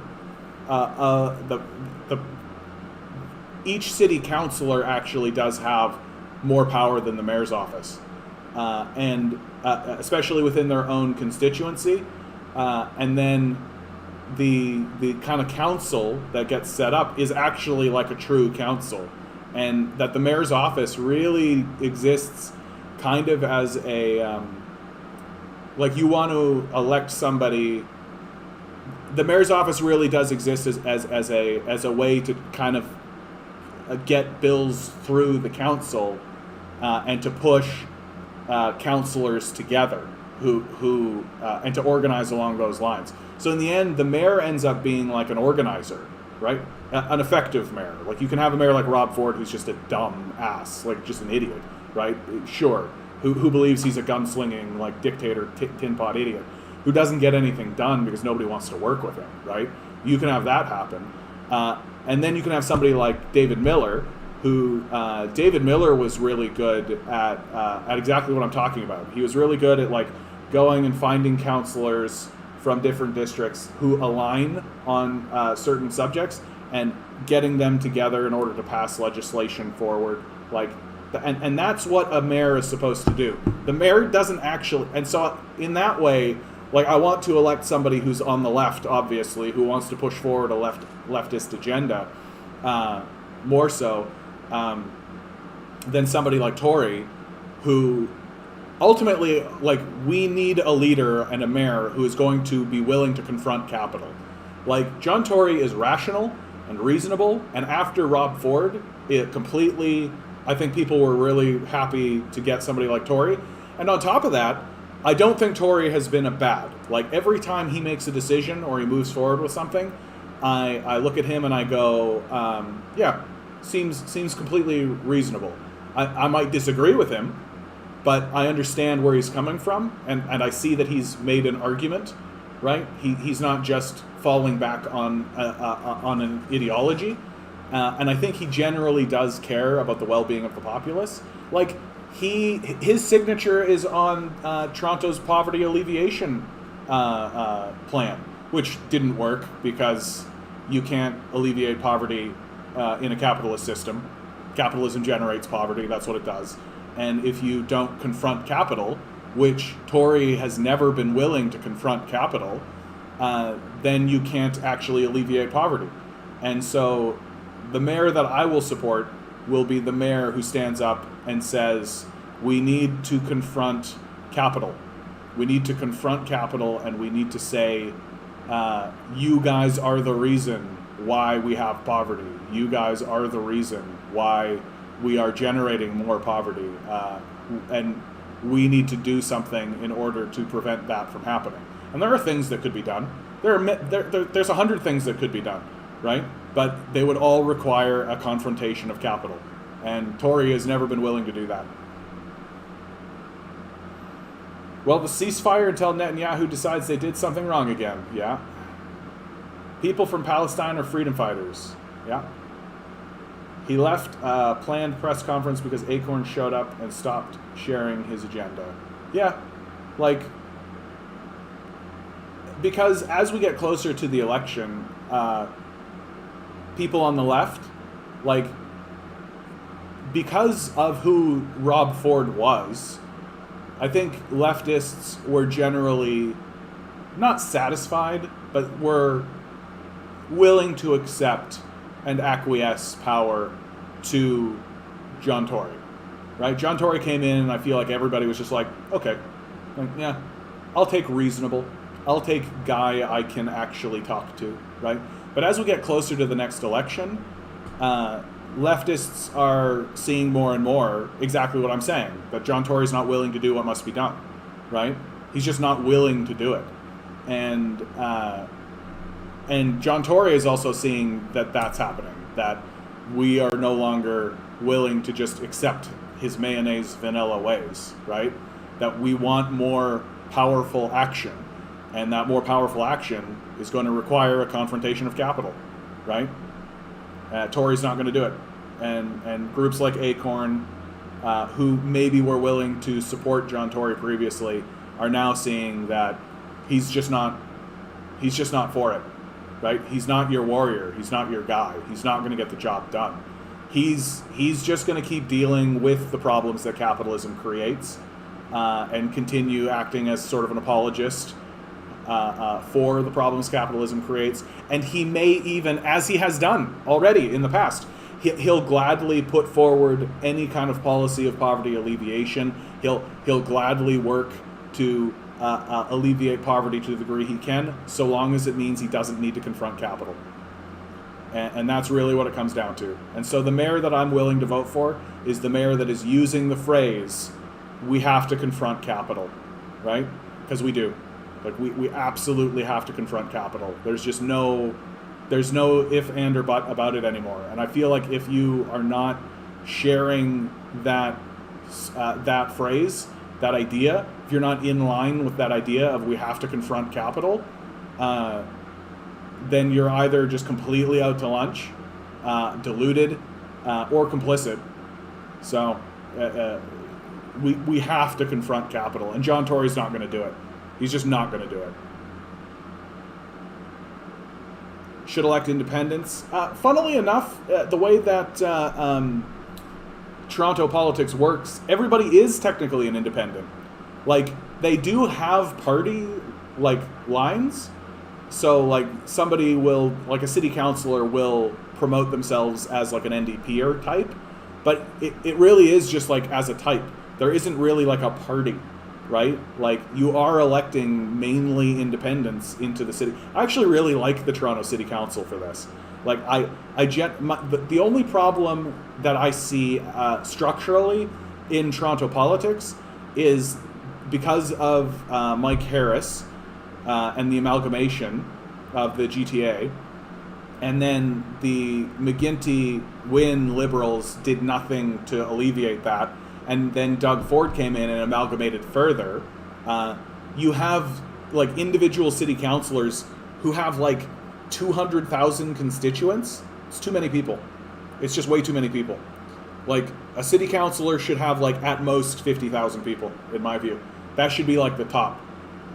And so we need way more councilors. We need way more of that kind of stuff happening. We need more democracy, not less democracy. And but that will only happen if we elect a premier who is willing to do it. Because oddly, it's the premier and not the city itself that gets to decide what the jurisdictions look like in the city of Toronto. And that's just because we adopted an old monarchical feudal system, right? That was designed to let the word of the Queen get dispersed into the populace as fast as possible. That's the reason. That's the reason the structure sucks. Is that it's a monarchical system that was designed so that the Queen could say something, and then the people we elected would do what the Queen wanted as quickly as possible, not the opposite, which is the way we think about it. Serious question: what's up with goofy guy Justin Trudeau? I mean, Justin Trudeau is just the pretty face of capital. That's it. He's the son of a former prime minister who was successful, right? Trudeau Sr. was largely successful and did confront capital, right? He did confront capital in many ways. He looked at his society and he saw that the capitalists were not doing things in his society that he wanted to see done. And so he ran huge deficits and did a whole bunch of really great stuff for the society. The reason why we have the Charter of Rights and Freedom is because of Trudeau Sr., right? The party that pushed through our universal healthcare system was Trudeau Sr.'s party. And of course, that's a little they acquiesced to the NDP who were threatening their power and all that kind of stuff, but their signatures are still on it. They're the ones that passed the legislation, so I'll let them have it. And so Justin Trudeau comes along and sort of deposes Stephen Harper, who everyone really hated, even though Stephen Harper has ended up being a better prime minister than Justin Trudeau. And really, at the end of the day, Justin Trudeau is just a dumb kid that reads cue cards. He's just a pretty face of capital. He has no ideas. He has no genuine thoughts. He certainly has no vision for his own country. And almost at every step, he has acquiesced all power to the capitalists, including erecting an institution like the Canada Infrastructure Bank, which is a fascist institution.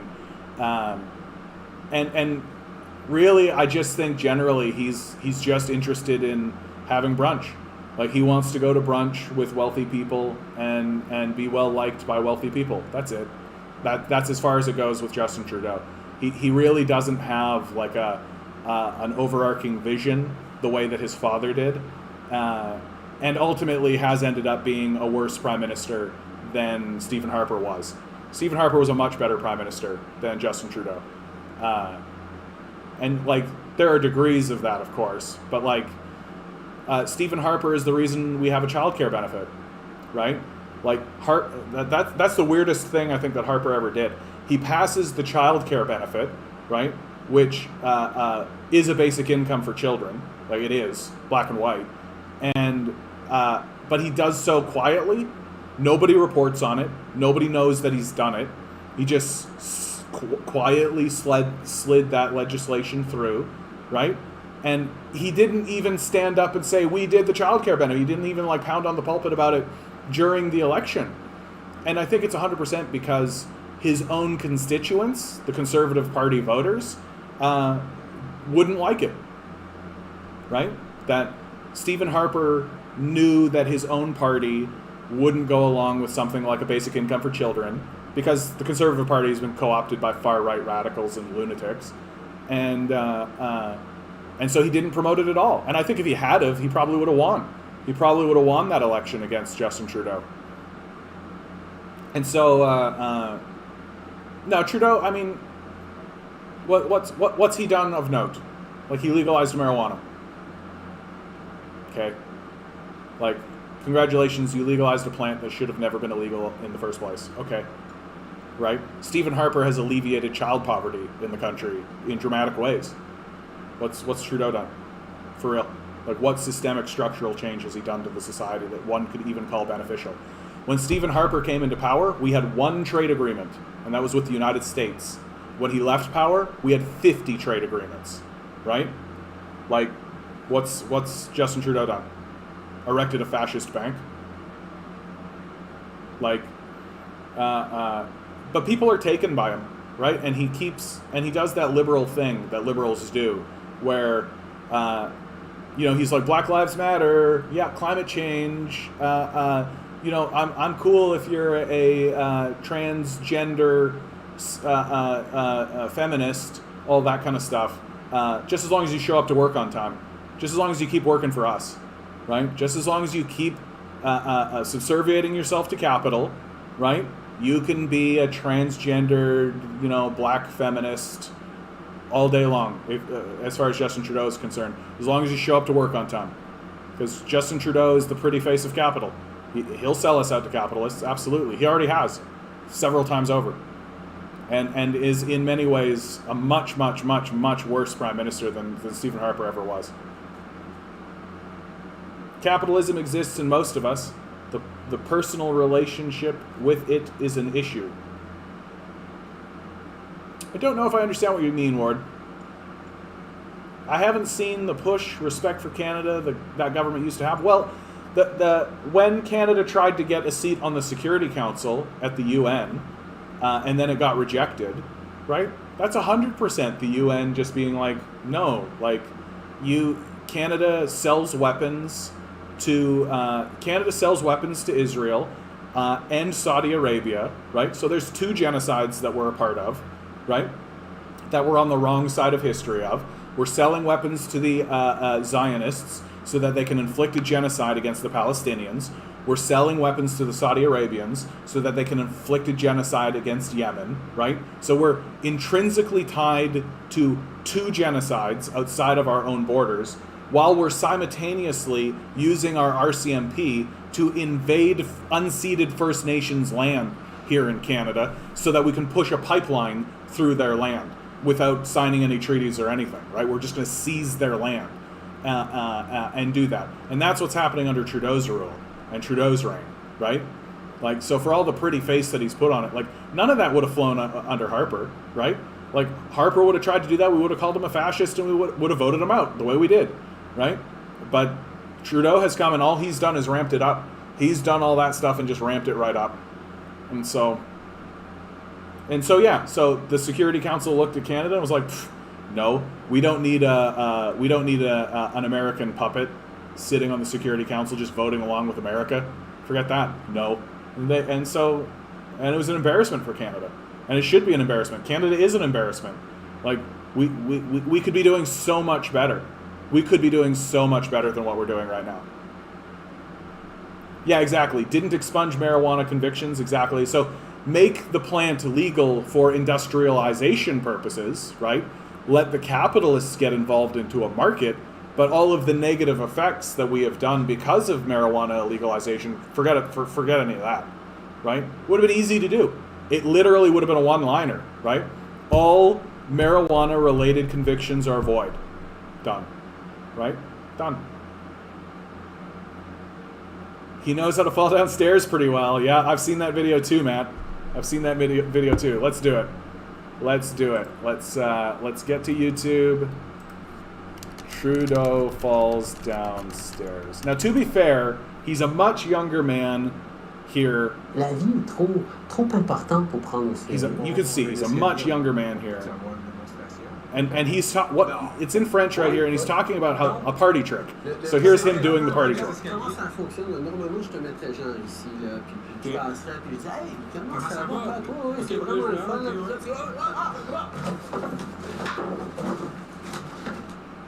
Right?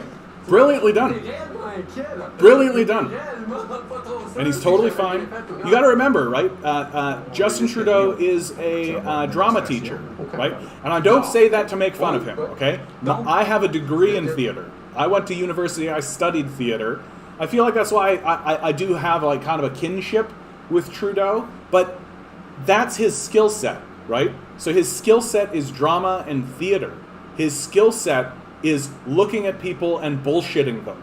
That's his skill set. That's what he was trained to do, right? And let's take a look at this, because this is actually so well done. Just this is theater. I love it, and he's actually really, really good at this. This is really, really well done what he does here. So he's here, and they get a great shot of it. So he's fallen, right? Now notice where he's bracing. So he's already braced his hip. You see? His hip is already on the ground, so he's safe. He's perfectly safe, right? I love this. I love this kind of stuff, guys. So you're gonna have to deal with it. So, and then we're gonna move forward. See what he's done with his hand? His hands. So he had his hip on the ground. It's already braced, and then he gets his hands. So he posts them. So he's complete. This is completely controlled. He's practiced this. He's done this. He knows how to do this. So he's bracing his hands, and then he rolls onto his shoulder, right? He rolls onto his shoulder, so he's completely posted, right? No harm, no foul. He knows exactly what he's doing. He knows where his energy is going, right? He goes into the roll. This is the most dangerous part of the roll, rolling off of the step onto his other shoulder, right? So he's posted on the one shoulder, and then he rolls over onto the other shoulder, and because he's an expert at it, you can see that he's an expert at it. He's safe enough to just kind of roll over onto that step. He doesn't need to post and then go post, right? Which would break the illusion, right? So but he's so good at it that he's able to post on that shoulder and then roll over on the other shoulder. And then look what he's done. Look where his elbow is, right? So he's rolled off the stair and he's posted his weight on the chair, or sorry, on the step, and then his other leg is going to come down, right? His foot, he's already in control. He was in control the whole time. Every step of that, he was completely in control, and then there his foot, right? And the cameraman really makes this shot. Yeah, it's a perfect shot. The cameraman got exactly the right shot. And so there he goes, and now he's collapsing, right? Collapsing, but he's in total control. He's descending in the perfect way, and then he's going to land on his butt. Oh, I missed the last shot. I missed the last of it. Did they cut away? Yeah, they did. They didn't show him. Yeah, they didn't show the final thing. But so he lands on his butt, right? He lands on his butt and then just splays out, right? And then up he pops. He's totally fine, right? And we're gonna watch it one more time in real time so that we can see all of that at work. He was in control the whole time. He was in control the whole time. I love it. I love it. Like it's well done. It's brilliantly executed. He's perfectly fine. He had a little jostle I saw there, so I bet you his knee got a little kind of bumped more than he expected it to. But he was like, mwah, mwah. That is a work of art. He's worked so hard on that. If you saw a man do that on stage in front of you during a theatrical performance, you would be like, you would clap. You would clap.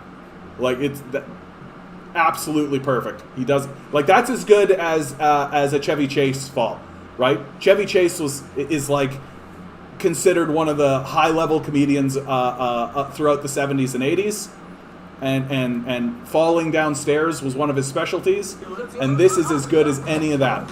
Look at how good that is. Super well done. Super well done. So, when it comes to Justin Trudeau, what we just saw there, right, him falling down the stairs, think about how much effort and practice it took to be able to do that without hurting yourself, right? And to be able to do it with such expertise and style and panache, right? To make it look as good as he did, and then apply that kind of illusion, right? That kind of illusional craftsmanship to politics. And that's Justin Trudeau 101, right? That Justin Trudeau is a theatrics. He understands propaganda. He understands how to look good while doing something bad, right? How to look good while falling down the stairs. How to look good while invading a First Nations people. He understands how all of this works because it's what he's been doing his whole life, right? And I think my theatrical backing allows me to call the bullshit.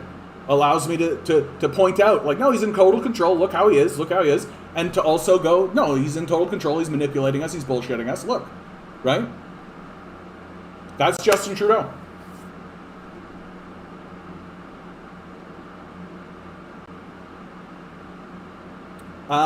Youth is needed for such a trick? No, that's the thing about it. It isn't. I've seen 60-year-old men do that, right? Once you know how to do it, right? Once you know how to do it.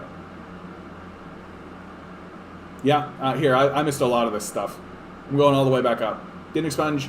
He knows how to fall downstairs really well. That's caused this to happen, yeah.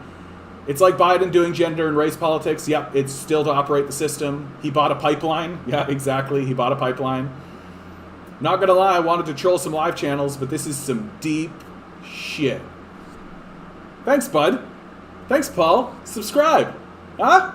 Tell your friends. Tell the world. I'm here. I'm here doing deep political analysis you won't find anywhere else. Doing deep fall down the stairs Justin Trudeau analysis. Liberals and Dems just enforce the corporate rule only with a smile on their face. Yep. Capital just being money is not something that's easily brushed off. People think about it. Yeah, I think that's right. It is a nice tuck and roll. Yeah, he does a great job, dude. And the fact that he's doing it on stairs is really impressive. Like, that's really impressive. Like, you can do like a pratfall or like a fall or a slide or that kind of stuff, and you can teach that pretty easily. But to do that safely on stairs, that takes some real practice. He's like the Bruce Willis of Canada. I don't know about that. I don't know about that. Put a pistol in his hand, have him climb the Sears Tower. You have to be an actor to be in government. And you know what, Ruth? I think that's true. I think that's true. To certainly be a leader, right? Like, one of the big knocks, one of the things that really turned people off about Stephen Harper is that he had kind of, his public persona was so uncool and, like, very white. Like, very, like, he was stiff. And, like, I remember one time, remember when Stephen Harper, like, played, oh, dude, we gotta talk about this. Stephen Harper playing piano and singing, yeah. Yeah. Like, here's Stephen Harper trying to be cool.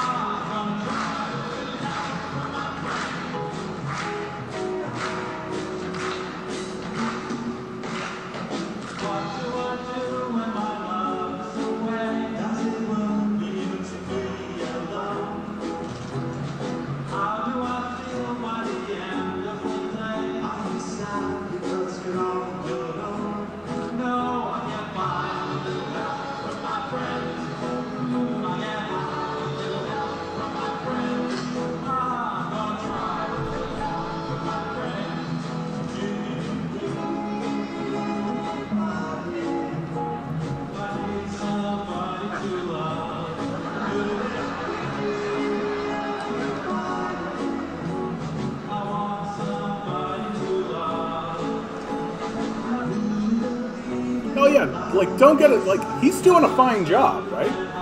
But he has the charisma of like a plank of wood, right? Like the reason why this is charming, and it is charming, and the reason why the audience is reacting the way it is simply because of the structure of what they're witnessing. It's the Prime Minister of Canada coming out and playing a Beatles song with Yo-Yo Ma. Just that setup alone. It wouldn't matter. It wouldn't matter if he was good, right? Just the fact that he's doing it itself is of interest and note. But he's a friggin' plank of wood. And somebody said, Jeff, yeah, dead eyes, right? Like, and it's obvious he has no camera charisma. He has no stage charisma, right? And it's really the case that Stephen Harper did this. This one's even better. Netflix. Yeah. Something you might not know about is that I love movies and TV shows. One of my all-time favorites is Breaking Bad. It's even available on some online streaming services if you've never seen it. But I'm running for Prime Minister. So why am I talking to you about TV shows? Because some politicians want to tax digital streaming services like Netflix and YouTube. Some have even called on us to introduce a Netflix tax. Now, Justin Trudeau and Thomas Mulcair have left the door wide open to doing just that. I'm 100% against the Netflix tax. Always have been, always will be. So the choice is clear. Only our Conservative Party can be trusted to focus. He's a plank of wood. He's like a literal talking plank of wood, right?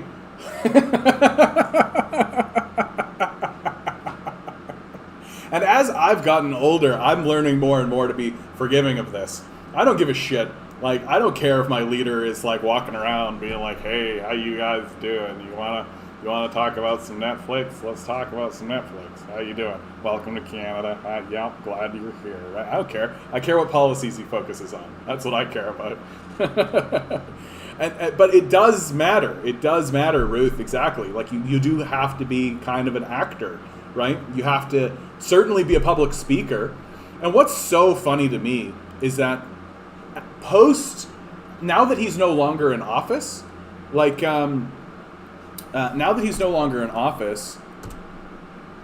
he's actually way more personable, right? Like he's way more personable. Like you listen to Justin Trudeau. You watch Stephen Harper now when he gives speeches or when he talks now, and he's having been there. Yeah, let me talk about that, Jay, because I think it's important for us to fully understand how different this crisis is. And I think part of I haven't actually seen this, so I don't know anything about it. But it's there's great examples of what I'm talking. Okay, I'm wasting time here. So anyway, what I'm trying to get at is I think that I critique Mulcair's performance in his election because he came out and he was kind of just like a happy idiot Raffy, right? He's just like, "Oh, hi, I'm Tom Mulcair." And I feel like Harper also fell for that trap, that he came out kind of like trying to be like a smiley, likable. People were saying that he wasn't likable, and so he came out trying to be likable. When I bet you dollars to donuts, if Harper had to come out just as who he is, right? Which this is who he is, right? Small business cash flow. Look at him, right? He's not naturally, like, he's not a natural smiler. Not to stimulate economic activity, right? Merely to provide liquidity in the absence of economic activity. That's completely different than what we were trying to do in 2008, 2009. And honestly, like, politics, it's not about being an actor, right? It's about just being who you are, right? That if you come out and you're kind of a dick in your life, and that's just who you are, but if you come out and you're just kind of a dick on stage and you're doing your thing because that's who you are, people are going to gravitate to you more than if you're a dick trying to be likable, right? And this to me is like the big lesson of Canadian politics over the last decade or two for our Canadian leadership, right? Don't try to be likable. Don't try to be lovable or any of this. If you're an asshole, you've just got to be an asshole. It works for the Fords. Right? Where are we here? And this guy is Canada's main man. Are you talking about Trudeau? Yeah, that's our prime minister. Now, it pays to remember that we elected Trudeau, that the election itself, so we had Stephen Harper, who, there was a big, like, boo Stephen Harper, because he's like the edifice, or the he is capital, right? And so people are like, boo capital. And so we had two choices, the NDP or the Liberals. And the choice really comes down to Mulcair, who I think was the right choice. And Mulcair basically takes out a gun, shoots himself in the foot, and lets Justin Trudeau walk to the prime ministership. And also, I mean, Justin Trudeau, he's the son of a former prime minister. He's pretty, right? And people were just hungry for a change, right? Remember, this is during like the Obama years, right? People, hope and change. So Trudeau gets to galvanize some of that energy for his own ends. And oust Stephen Harper. And since then, the NDP basically has collapsed and has had to rebuild itself. We've also diminished Trudeau's power into minority status, which means that if you get enough seats in the House, you have a majority, so you can just do what you want. And now he's got a minority government, which means he needs to negotiate with the other parties. And most Canadians like it that way. Most Canadians are, and in the modern period of Canadian politics, it's very difficult for parties to actually form a majority. It's typically a minority these days. Like, Stephen Harper was a minority government for most of his rule and got a majority government once. And I think the same thing's going to happen to Trudeau. I think he's going to have his majority government once, and it's basically going to be minorities from here on out for him until something happens. We'll see, though. We'll see. But yeah, he's our dude. And hey man, not only is rent a big obstacle for the working poor, but auto insurance, yeah, is also burdensome. And auto in Manitoba, Manitoba's NDP government came in, and they came in on the promise of nationalizing auto insurance, right? Taking all of the auto insurance, private auto insurance options, and nationalizing it. And what did it do? It reduced the cost of auto insurance, and it increased the services available. And that happened almost immediately. It was almost instantaneous. And so anybody who wants to tell me that nationalizing things is more costly or provides less service is a grifter. They're either stupid and illiterate, or they're grifting you. And you don't need to tolerate that any longer. We should be nationalizing auto insurance. It makes it more affordable. It's idiotic that the government mandates that you should have auto insurance. You can't drive without auto insurance. They mandate that you have it, and then they turn it over to private interests. What is that? When the government and business merge? What is that? What have I been saying this whole time?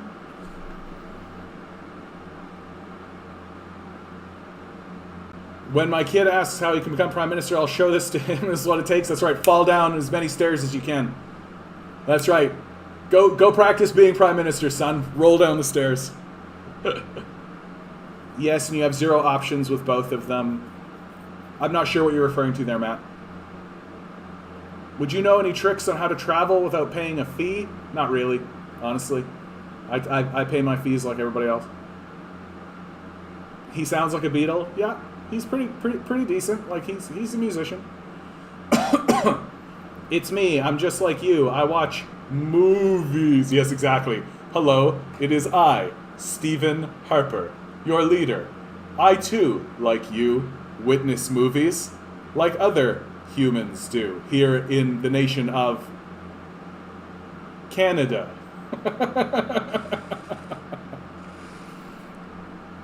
That strategy seemed to work okay for Trump.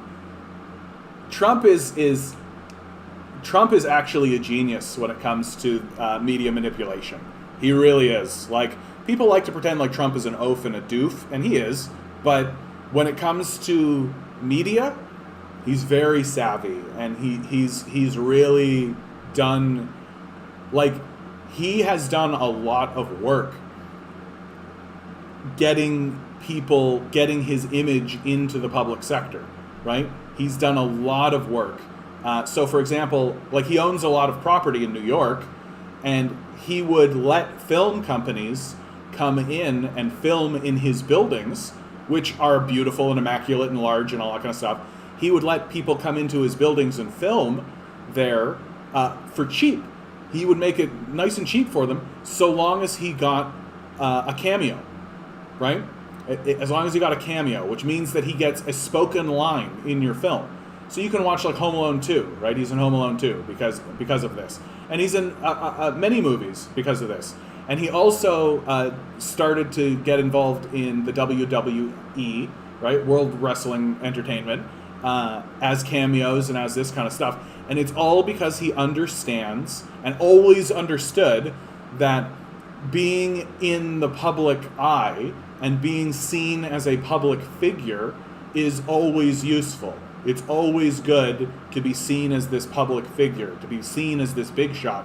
And then because of The Apprentice, he really cultivates this image of him being a big shot, right? You're fired. Like, he's the final say, right? He's the final say. And then his true success on the campaign was doing exactly what I say Tom Mulcair failed to do, which he captured the energy and the attitude of the electorate, right? He knew that the electorate was pissed off at organized, at the insiders, right, at the establishment.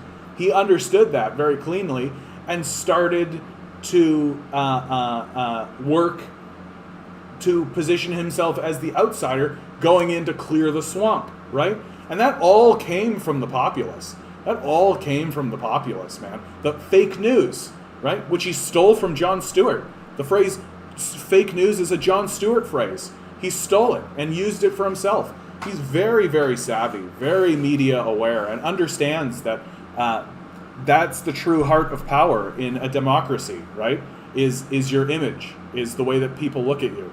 And so he's, I mean, in terms of, like, what's interesting about Trump is his ambition only was to be the president, right?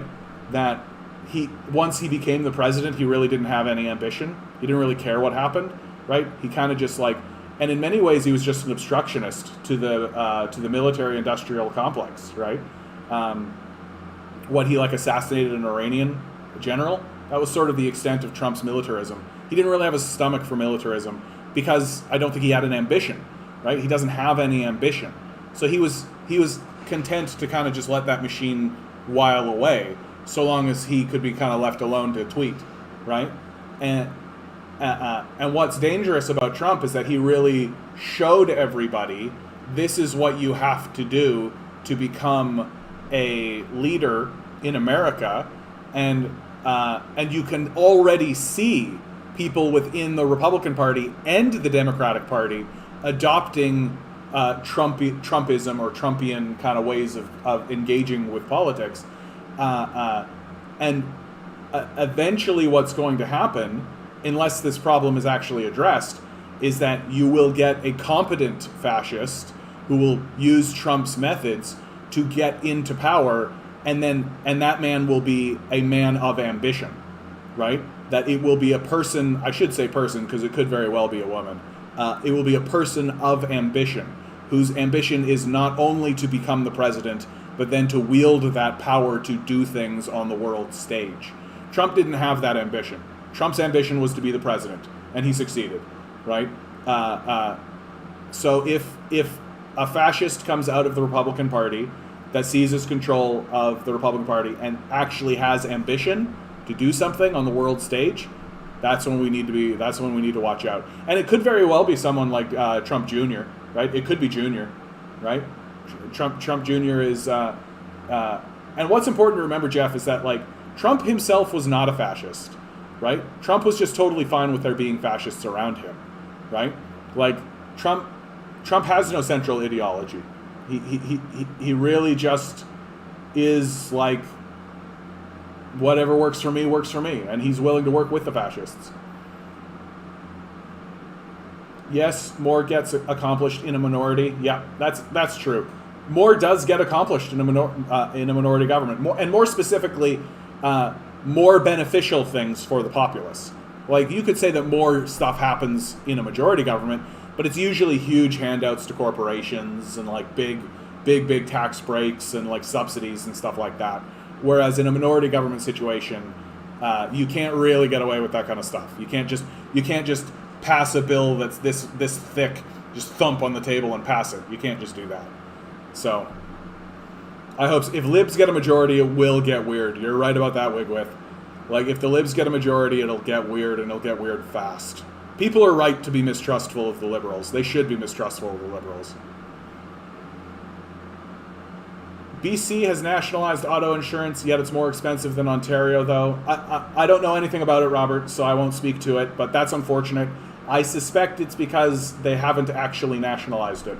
I bet you if you went and you dug in to what they've done, they've probably done one of these public-private partnerships. I bet you anything.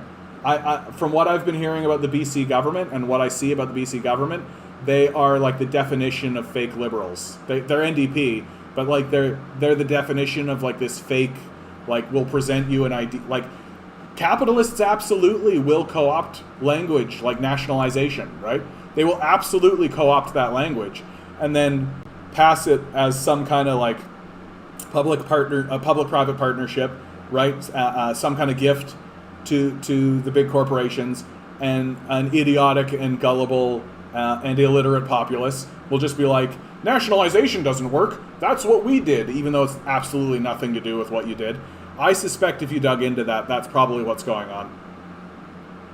And also, it could simply be that maybe they did nationalize it, but perhaps it was more expensive than Ontario in the first place, and so maybe it has declined, but it's still more expensive because these things take time.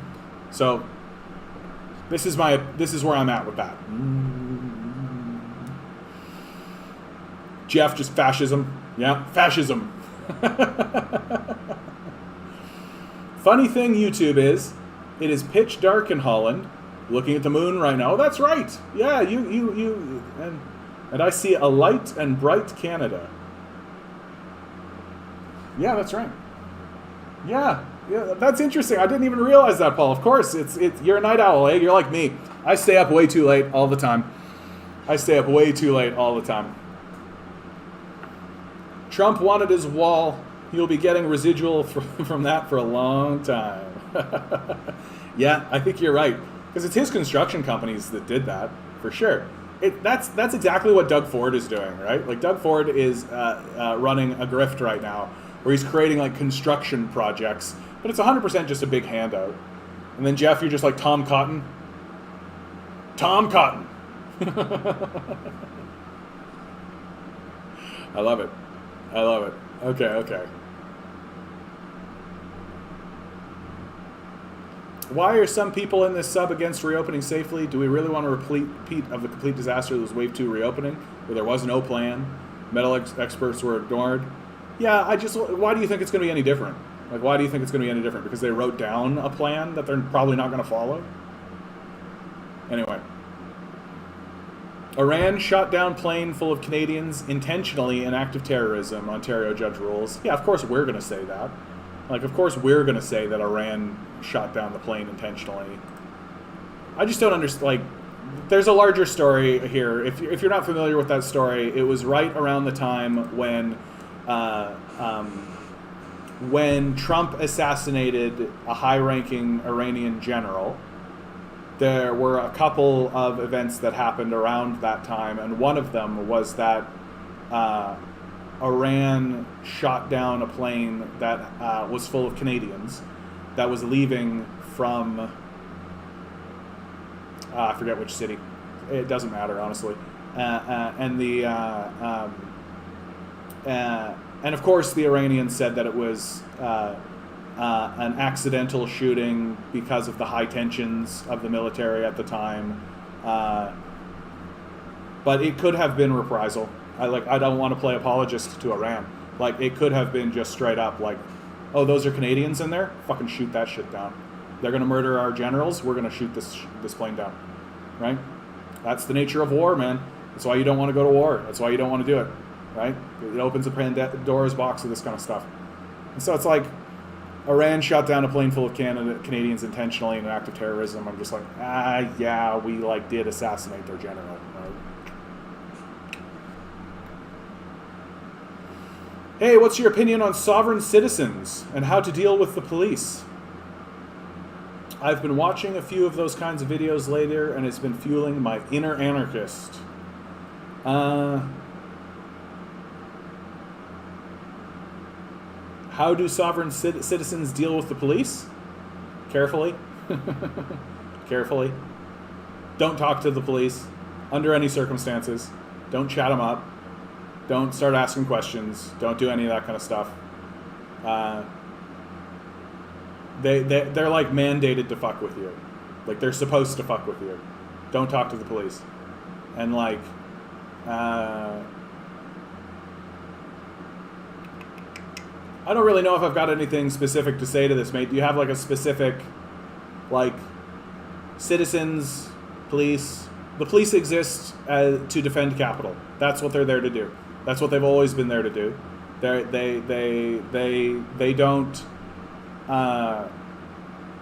don't exist, like, they say to serve and protect, right? Well, to serve and protect capital. That's what they're there for, specifically, right? And the idea that and I just think most citizens need to understand that like, the police are there they're not there for your safety. They're not there for your protection. They're there to protect capital. They're there for the safety of capital. That's what they do. That's why you can rent a cop, right? If you don't know this, even in Canada, you can rent police officers for your events, and they act as police officers for your event. And so if you're like a banker, right, and there's like a protest going on outside your bank, you can buy some cops and have them come and protect your stuff, right? It's part of the deal. It's part of being a police officer. And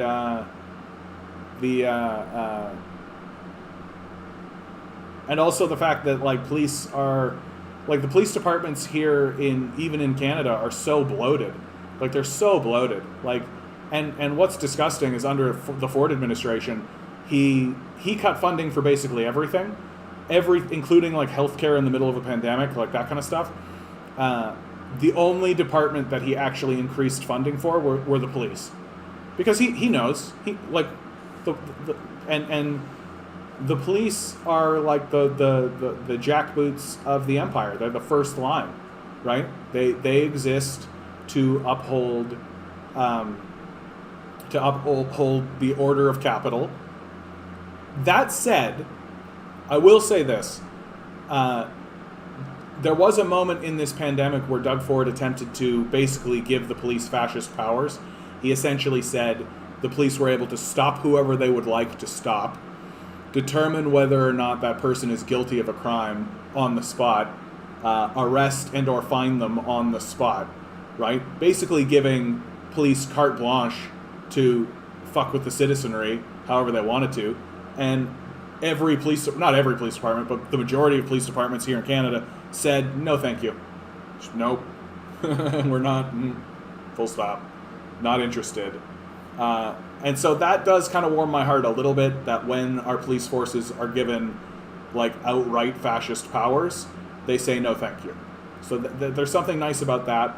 And also our police forces, like, there's a lawsuit ongoing. The police departments are suing the Ford administration, which is the first time in the history of the nation where a police department is suing the current governor or current premier. And so it's and I've worked with the police before, right? Like I was in funeral services for a little bit, so that meant that anytime I went to a scene, there was usually a cop there.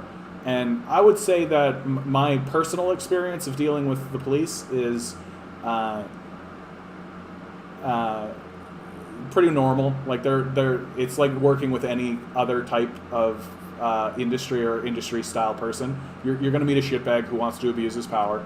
That's going to happen. Of course it's going to happen. I've talked to that guy. I talked to a guy who literally was joyfully exuberant about the fact that he got to go into an apartment building and crack the heads of immigrants open. Right? He was happy about that.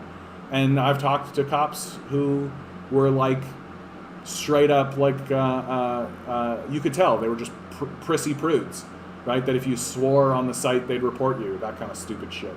So like but I do think that we should defund the police department. I think they're well bloated. They're way too fat. Like, they don't need that much money. Like, they don't need that much money. And the only reason they have that much money is that once the second Occupy movement starts, you know, that we need a militarized police force to deal with people who are going to be holding on to, like, you know, wooden sticks. Have you seen the videos of the 100 of dirt bike riders cruising through American cities? It has post-apocalyptic vibes. I haven't seen the video, but I know what you're talking about. Like, a place like Detroit, right? Like, Detroit, it just looks like a hellhole, right? It's been completely abandoned. Capital has completely abandoned them. And that abandonment's going to get worse, right? Like, we're talking about, like, abandonment on a city level, where whole cities are abandoned by capital. And they're very explicit that that's their goal, right? The capitalists are very explicit. They'll say it right to your face. If you say, like, hey, we'd like to have a park here, so we'll have to raise some capital for that, right? We'll have to raise some taxes a little bit. The capitalists will just say, well, then we'll leave. We'll abandon you, right? They're very upfront about it. And I don't know why we tolerate that. Like, we should be telling these guys to fuck off. And there have been states, like, I believe it was Kansas. Was it Kansas? No, I don't think so. Anyway, there was one of the states, they made their own bank. They were just like, we're just going to make our own public bank. And you know what that did for their citizenry? It means that their citizens can come together, make a decision through the state, and they'll go, well, how are you going to pay for that? Well, we'll just go to the public bank, because there's a public bank, right? We go to the public bank, we say, hey, public bank, we pass legislation to make this thing. And the bank will go like, oh, yeah, okay. Here you go. Because guess what? Money's not real.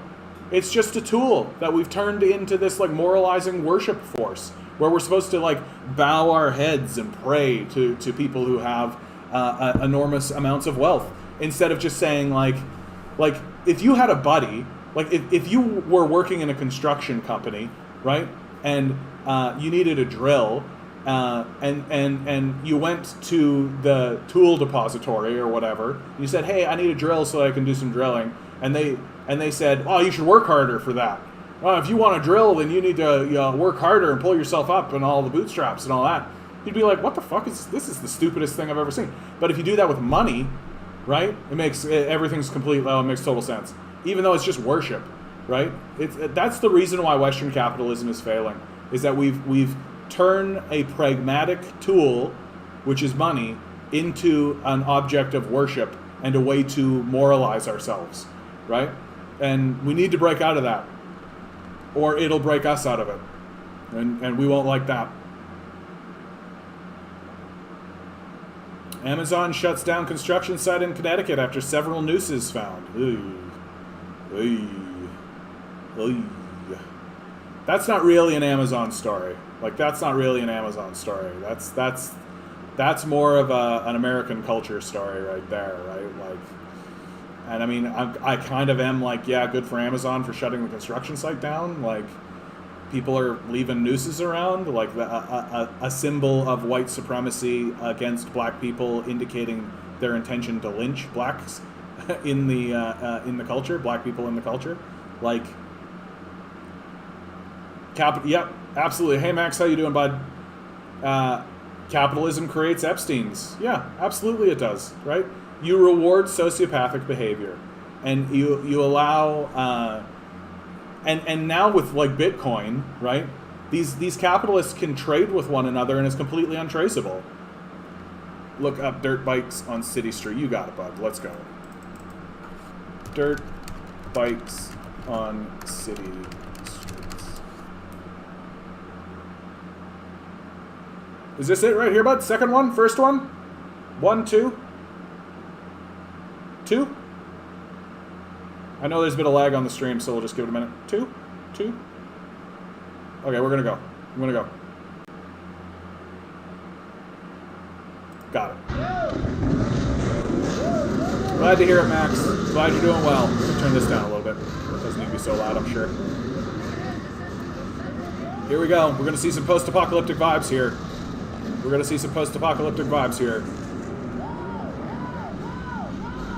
Like, this already does kind of have a Mad Max sort of thing. Like the most normal thing so far is them. Like they don't look. Yeah, if I was a police officer, I would be like, oh, all these motorbikes, eh? Okay. Ooh, and you're following the police car? Oh no, the police car's following you for sure. Yeah. Hang out, police officer, for sure. Here we go. So far, so kind of small town, right? Not like this is sort of standard looking, what I would expect. How long is this? 8 minutes. Is there a specific timestamp that I should go to, bud, that you think really captures it? Because like right now they're kind of just in like, you know, the gas stop. But already it's starting to get like, you know, a little bit. Look at this guy. What a champion. What a champion. I wish there was footage of this guy.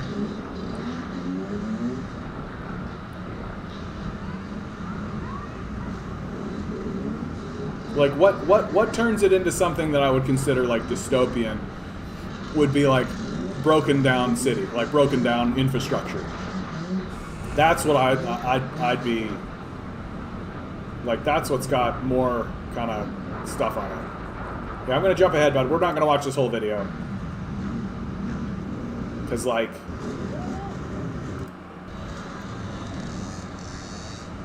yeah, I don't know, bud. This it does kind of have like a weird dystopian vibe just because of what they're doing, but like I wish that they were in like the city of Detroit doing this, where there's like literal like Detroit buildings. Yeah, like this kind of stuff, right? Like have them driving around and this is what they look like, right? Like, and this kind of infrastructure is just like all over the place in Detroit. There are like city blocks and like not bombed out, but like broken down, like just American dream to a socialist nightmare. Even though I hate that so much. I hate that so much, dude. Where like like Americans will literally present capitalism to you, and then go, and that's why socialism's bad. And you're like, but everything that's complete, all of that happened under capitalism. Everything you just showed me is capitalism, and then you just say, and that's why socialism's bad. And it's just like so cringy and embarrassing, but terrifying at the same time because they believe it. Because they believe it. The idea of the money is much like writing is one of the more important concepts. Yeah, money is closer to writing. It's not a thing, right? It's not a tangible thing. It's just something that comes out of us, right? Like we write. Like when we write, we create money, right? To facilitate trade amongst one another. They have a lot of similarities. It's more like a technology, right? It's not like a But money itself is not a thing. It's not like a tangible, like if you piled all of the money into one pile and then said, haha, I have all the money, the value of the money would become zero. It would become irrelevant, right? Because the money only has value because we all agree it does, right? It's like it literally is like a tacit agreement amongst the people that are using the money that it has value, right? And that's what gives it value. And if you take it and you hoard it away, you take big, like, imagine you have an economy and you have like, your economy is 100, okay? That's the amount of money in your economy, 100, okay? So, and let's say you wanted to buy this lighter, okay? And let's say this lighter costs 1, okay? 1 of 100. I know that's ridiculous. That's a very pricey lighter, but for the sake of the thought experiment, lighter equals 1. Well, okay, so what do you think happens? So if you infuse your economy with, like, you print money, right? So you create $100 more, right? So now the lighter costs 2, because the lighter doesn't change, right? It's the amount of money that you put into your economy that changed, right? So you've inflated your economy, right, by 100% if you've printed the exact same amount. So if you go from 1 to 2 or 100 to 200, so this is now worth 2, right, instead of 1. Boop. And but conversely, right, if you take 100 and then you take $50 of that 100, so you have it, and you put it in an offshore account somewhere, so it's no longer circulating, right? So it's just off and away over there. That means, in real terms, your economy only has $50 circulating through it. But because the money exists, it's just sitting in an offshore account somewhere, it means that the value or the accessibility to the currency diminishes. It becomes harder to get the money in the first place because half of it is sitting in offshore accounts doing absolutely nothing. It's just sitting there being meaningless. So, and this still costs 1, but it's twice as hard to get 1, right? Because half the money is over there. So this is how you collapse an economy, right? Because the people who are working to get access to the dollars can't get access to the dollars that they need in order to buy goods in the first place. And if it becomes twice as hard to get $1, it means that when you get that dollar, you're less willing to give it away, right? Twice as unwilling to give it away. And if you do give it away, you really want to get bang for your buck. So you don't have excess cash, you don't have excess money. It's harder to get the money, and that's essentially what we've done in our and that's what we've done in our society. We've shunted huge segments of our economy off into offshore accounts and made it way more difficult for everybody to get access to it, right? And so it's ultimately collapsing our economy. So we need to get rid of it. You're referring to like yesterday's stream. Yeah, tally sticks are an odd ledger. The tally stick system was one of the most stable economic systems that have ever existed in human history. The tally stick system really worked. It was simple. It was straightforward. It provided everyone with the goods they needed. It excluded no one, right? Now, don't get me wrong. The feudal system itself had exclusionary methods, right? And they were brutal. Like the exclusionary methods were fairly brutal. And so, for example, in a feudal system, the way feudalism worked is that you were only considered a person if you were living on land that was protected by a lord, right? And so the lord's lands, right, and if you were a feudal serf working on those lands, you were a person and you were protected. And what that meant is that if the lord needed to send some serfs or something away, they would give them a letter, right, with a seal on it saying, these people are under my jurisdiction, so they're protected. They're people. They're protected under feudal law. But what would happen is, I mean, the reality is you only can grow so much food, so you can only have so much population, right? And everybody knew this. It's nothing new. But what it meant is that occasionally you would end up in situations where you knew you were not going to have enough food to feed your populace, and so you would have to banish some of these people. You'd literally have to say, you can no longer live on this land, right? And those people would immediately become non-people under the feudal system. They would just not be part of feudal law. And what that meant is that you could do anything you wanted to them, and no one would punish you. They were literally considered non-people under feudal law. And yeah, so we've improved on that idea, I think, a little bit. We straight up need a minimum wage that includes profit sharing by law. And honestly, I think also, like, a lot gets focused on the minimum wage, but I just think there should be a maximum wage. I just think that it's abhorrent that we have created a system which rewards hoarding, right? That's abhorrent. That's an abomination. We should not allow anybody, under any circumstances, no matter how good they are, no matter how productive we think they are, no matter how holy we think they are, no matter how genius we think they are, like, no matter, and get all of the good attributes that capitalists will use to describe their own people, right? All of that, irrelevant. Totally, completely irrelevant.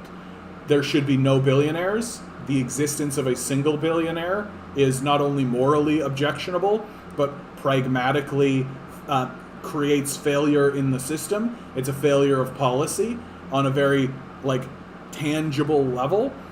So we should create a maximum wage, and I am willing to put that number at $1 million. If you make $1 million in a year, that's great. You're done, right? Go off. Do whatever you want. And I remember it was the economist Peter Schiff. He responded to this, and his response was pathetic in my view, which is, oh, well, I earn that much in a month, so I'll just do a month of work and then stop. So much for your system. And I'm like, what the fuck are you talking about, Peter? Like, so instead of you making $12 million in a year, right, doing the job that you're doing, you'll make $1 million in a month, and then your job doesn't disappear when you stop doing it. You're not special. You're not a god, Peter Schiff. Sorry. So what you've done is you've created 12 millionaires, right? Because someone else will come along and be like, oh, I only need to do a month of work, turn $1 million bucks. Great. Isn't that just completely indicative of the success of the system that I'm talking about? So instead of one guy with $12 million, you've got 12 guys with $1 million. Seems like a perfect success to me. Seems like a complete success to me. I don't know why you wouldn't want to support that system. Oh, right, because you're a greedy asshole. Right, forgot. Yeah, I agree with maximum wage and maximum net worth. Well, and what it does ultimately is that it forces them to spend their money. That's one of the things, like idiots who don't know anything about economics when they talk about FDR. Like FDR there was a tax rate of like 96% at one point under FDR, and everybody is like, oh yeah, but nobody actually paid it. And all, yeah, because you know what they did? They turned around, they knew that wealth was going to be taxed away, so they spent it, right? They increased wages for people. They actually did buy the infrastructure that they claimed they would, but never actually did. They actually did use the wealth, right? Which, again, that's a win. That seems like a perfectly fine solution as well, right? That if, like,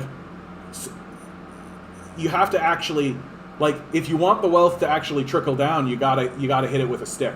Like, you gotta actually take a stick and, like, walk, you gotta do it, right? And if you don't have that kind of legislation in place, they'll just hoard it. We know they will. We've seen them. We know they're doing it, right? Maybe just a single wage. Beyond that, it's business and subject to business tax.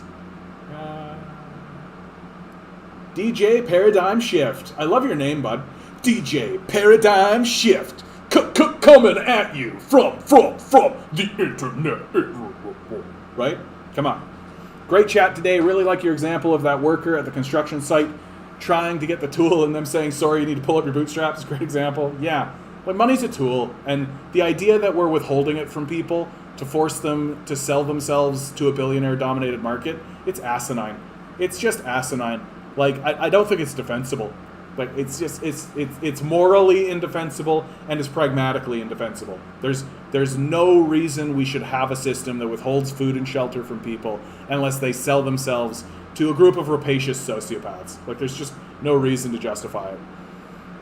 Yeah, I've never thought about a maximum wage. That sounds amazing. There's a reason, Robin. Like, the liberals exist to ensure that you never talk about that kind of thing, right? That's why it's important for socialists and communists to speak up, because we have better ideas. Someone told me the other day, you know the saying, the root of evil is money? It's actually the love of money is the root of all evil.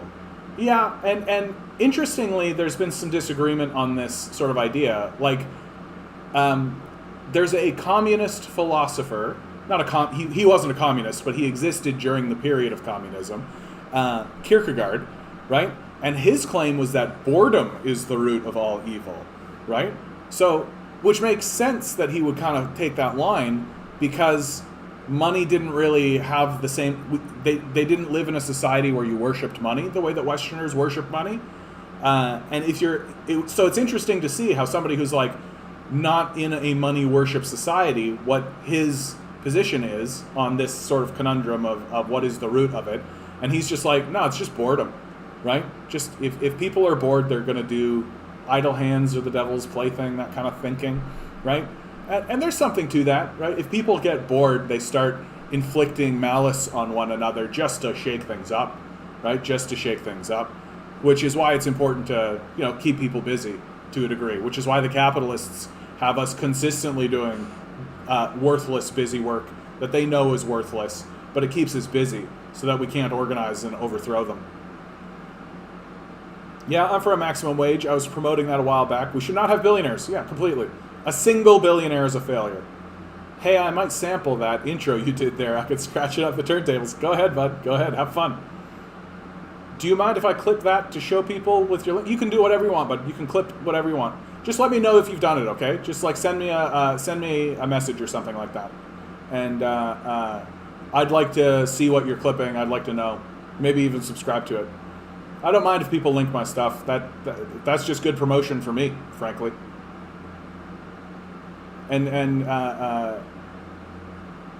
if you go back a couple episodes, I even sing some songs. Yeah, that guitar is not just for show, baby.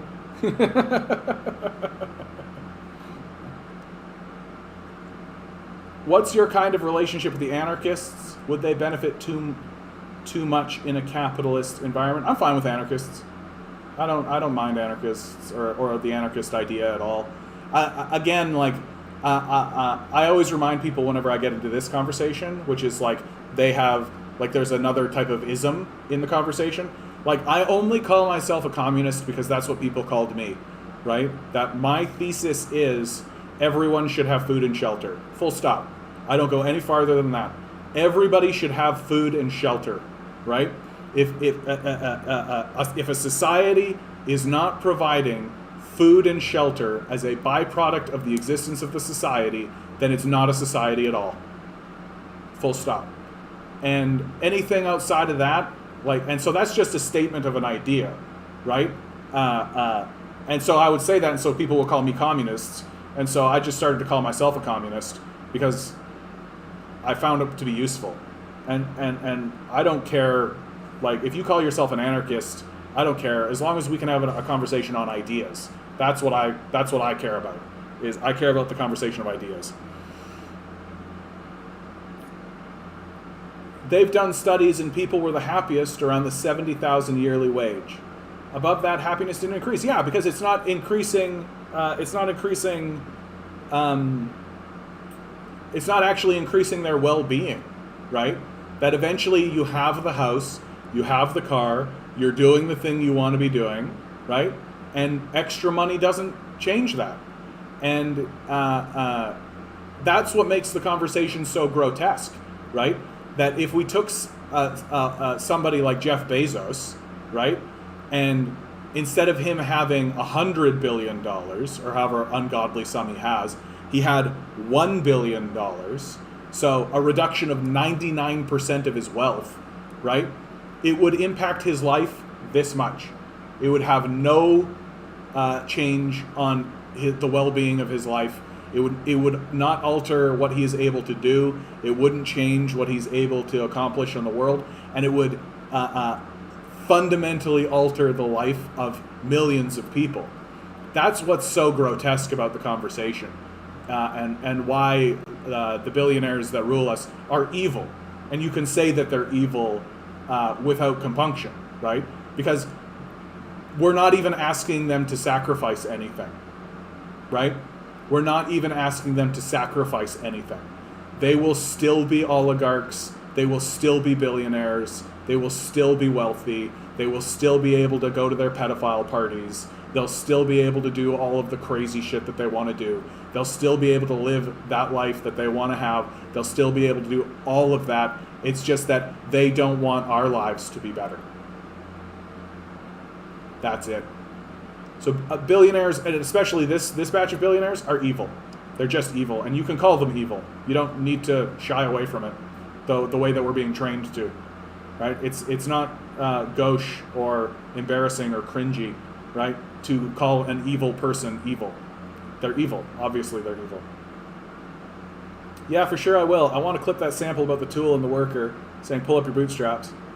That one and the intro of the DJ paradigm shift. Sure, bud. Have fun. Go crazy. I look forward to it. Yeah, everyone should have food and shelter, babe. Like, everybody should have food and shelter. Sorry, I called you babe. I don't know. like I'm like, hey, cool guy. I'm cool guy John. Like I'm a fucking idiot.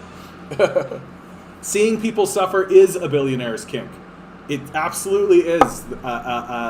Chris Hedges says,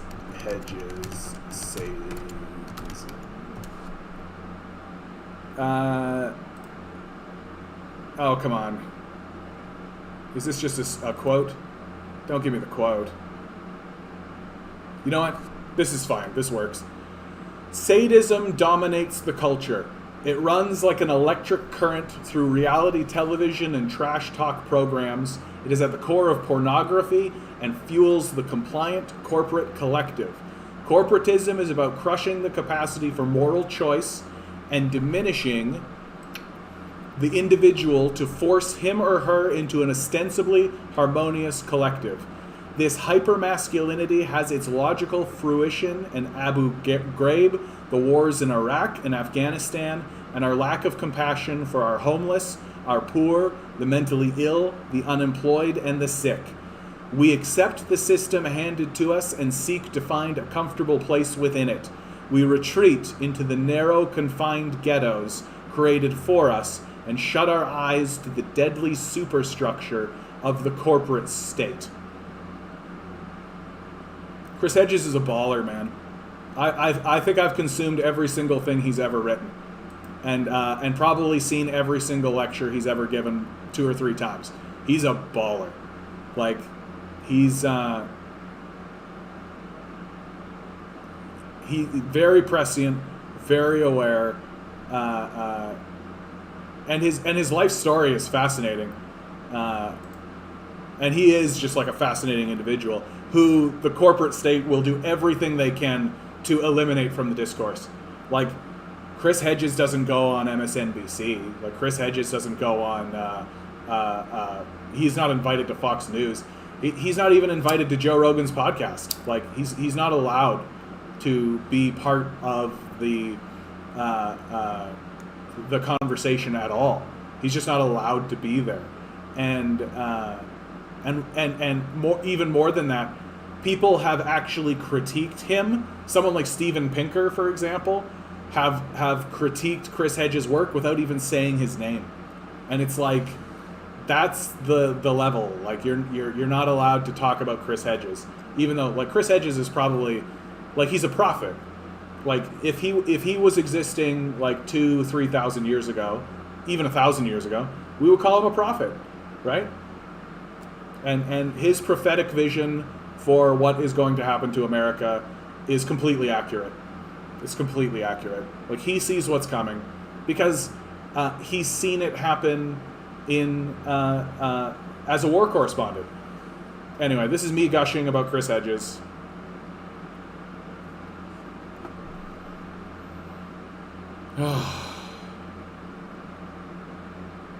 I won't get vaccinated. I won't wear a mask. I oppose universal health care. I ignore infant mortality rates in the poorest states. Migrants are illegals. We need more guns on the street. I'm fine with cutting SNAP. I think the death penalty is just swell. I'm pro-life. I read this and thought, oh, someone who has all my same positions. Then I realized you're mocking us. That's how easy it is to mock these guys. Just state their positions. That's it. That's all he's done. Just state the positions. Right? That's how that's how insane they are. That's how insane the discourse has gone. Right? And the idea that this is normalized. Like, this is completely normalized. Brutal.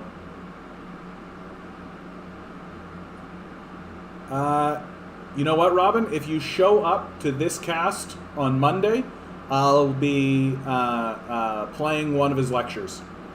So, and I think it's one of his most important lectures because it's one of his most recent ones. So if you show up, also I do think that I would share a link in the chat, Robin, but I can share links in the chat. Yes, I can share links in the chat. Yeah, please do. And oh goodness, what would be the thing that I would for like a first timer? Oh my god. I have the oh my goodness, what a task you've put at my feet. What an odd, I've never even thought about. Oh. You know what? This is a good one. Is this the one I think it is? I don't think this is the one that I think it is. The public is unable to speak across the manufactured. You know what? This is a good one. This is good. This is a good one.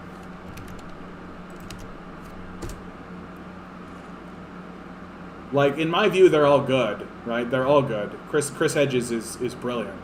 But that one, I seem to recall, if I recall correctly, that one is very comprehensive, right? So, happy to do it, Robin. Happy to do it. He really is like he's on the same footing as somebody like Noam Chomsky. He's on the same footing as somebody like Cornel West, Howard Zinn, right? Like absolutely. Like these modern day giants that we're supposed to ignore. How do we reach apathetic people who have given up on voting, and how to reach white working class conservatives and show them that they are voting against their own interests? So, two great questions. I hate to say it, I don't think we do reach white working class conservatives. I don't think we do. And I also think that white working class conservatives are not voting against their own interests. I think they're voting very much in their interests, their narrow, poorly conceived interests. I think that they are more interested in having a big truck and a house than they are in large meta concerns, right? Like climate change, for example, right? And I genuinely think that we are getting to a point now in the discourse nationally where we really do need to start taking seriously the concept that 25 to 30% that vote conservative and support the Conservative Party, they're just going to do that. They're just going to do that, and we're not going to be able to convince them. Like, we are talking about a group of people who are delusional, and delusional in high-level ways, right?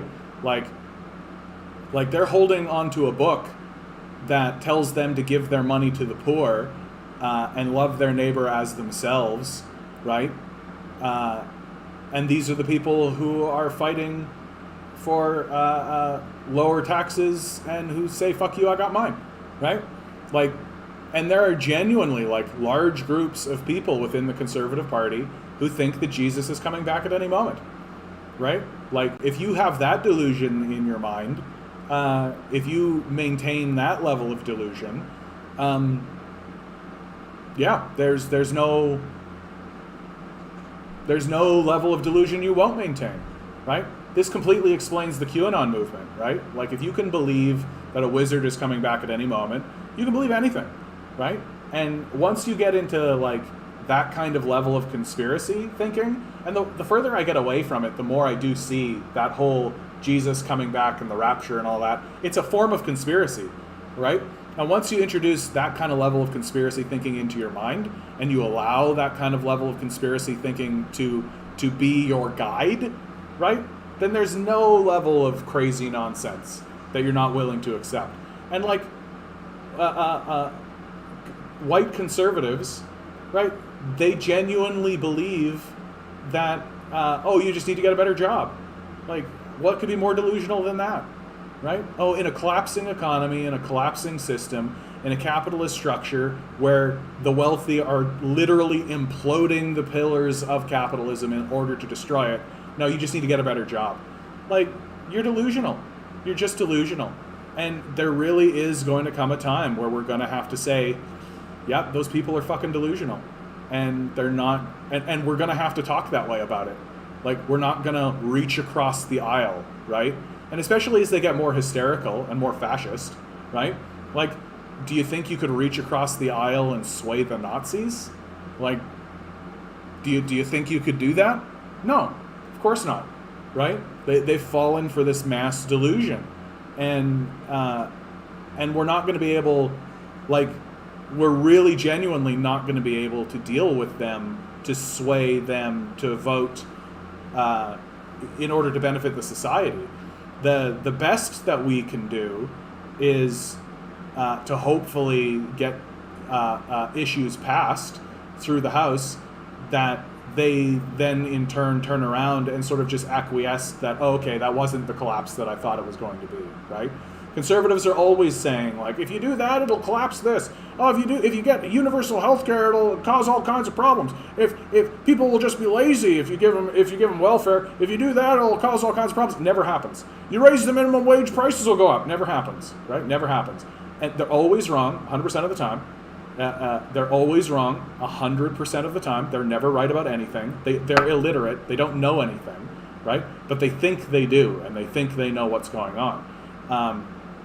And so you're never going to change their mind, right? So the best that you can do at this, and especially as it's gotten as obvious as this, right? It can't be more, well, yes, it can. It can be more obvious than this.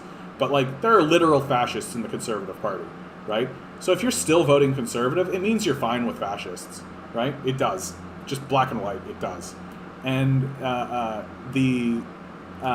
so the idea that we're going to sway these people to maybe vote Liberal, like, the people who jump ship from the Conservative Party and vote Liberal have already done that.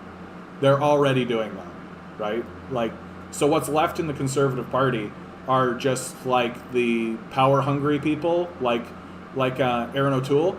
Like, Aaron O'Toole's not a fascist, and he seems like a nice guy, but he understands that this is his shot at power, right? He understands that.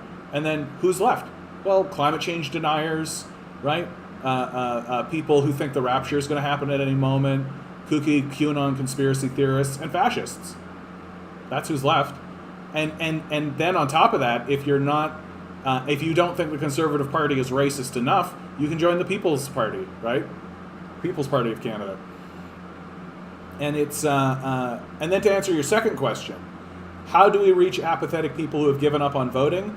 You have to offer them something, right? There's no reason to vote if people don't think they're going to get anything out of it, right? Like, why would I bother? If the Conservatives are saying we're going to keep things as they are, maybe regress things a little bit, the Liberals are saying we'll give you like a little token that's not going to change your life at all. The NDP are saying, yeah, here's a little token that's not really going to change your life at all. And then the Greens are just like, environment, right? You're not going to bother. Why? Why bother? So what we have to do, if you want to engage those people, and there has been successes at this amongst the youth, you have to join a third-party, non-affiliated political movement, right? You have to join a third-party, non-affiliated political movement like Socialist Action, like Acorn, like Marxist.ca. My link is in the description. I choose Socialist Action because I think they're a good bunch. And then those groups go into the political parties, right? Like the NDP, which is what most of these groups are doing, going into the NDP because they see that that's a party that's rebuilding itself. And so the potential for growth is there. And they're voting as blocks, right? They're not just going as individual voters. They're voting as blocks so that when Jagmeet Singh or whoever the leader is of the NDP stands up, he says, hey, I'm going to offer you something, right? Like if the NDP actually said, hey, I'm going to put in place a basic income, right? Yeah, I think you could sway those apathetic people. Oh, nothing will actually change except there's a basic income. Oh, a real tangible thing. An actual thing that might actually change my life. Oh, yeah, okay, I'll go for that. I'm not going to bother to vote for like Paul Martin versus Stephen Harper. Who cares? They're the same, right? What's the difference between Paul Martin and Stephen Harper? Who gives a crap? And so, no, you just need to offer people something. I have asked someone who is out there, if Jesus came back and walked into your church, would he come in and sit, or would he burn your church down? I got a death stare. Yeah, but that's the kind of stuff we need to start saying to these Christians. Like, I say it all the time. The most powerful thing that we could be doing to counter these conservatives is actually read the Bible. Like, actually read it. Like, and don't read it as if, like, Jesus is magic and magic is real and he's coming back at any time. Read it the way you would read Harry Potter, right? And treat it that way. And then talk to these people about it, right? You're going to find out pretty fast they don't read the book. They don't know anything about it. And a lot of the lore, a lot of the stuff that exists in, like, Christian lore, it's not even in that book, right? It's come out of stuff like Dante's Inferno or John Milton's work, Paradise Lost and Paradise Regained, or Shakespeare in many cases. What's a great example of this? Oh yeah, the story of the fall of Satan. It's not in the Bible. It's not a biblical story, right? The story of the fall of Lucifer, right? It's like intrinsically tied into Christian lore, not biblical, not in the Bible at all. Completely John Milton. John Milton wrote it, and we know he did. So, but every Christian out there will tell you that, oh no, that's Bible 101. If they read the Child's Version, they may even understand it. Yeah, exactly, right? And what you're going to find if you actually read that book is that the early Christians and Jesus was a left-wing radical. It's very difficult to come to any other conclusion. Like, he was a left-wing radical. He was saying to the billionaires of the day, give your money to the poor, right? He was saying that, like, things like it's more difficult for a camel to go through, it's easier for a camel to go through the eye of a needle than for a rich man to enter the kingdom of heaven. He was very explicit about how the worship of money is a corruption, right? He was very, very explicit about it. So, basically, read your Bible is what I'm trying to get at, but don't read it like an evangelical. Read it like a secularist, right? And you'll be better off for it. It's a beautiful book. It's well written. There's lots of poetry. There's lots of beautiful stuff in it. He didn't like the business being held in the synagogue, so he left. Well, he trashed the place, if you recall correctly, right? Like, when there's this great quote that capitalism is so bad that even the Son of God had to use violence against it because he knew that that was the only language they would understand.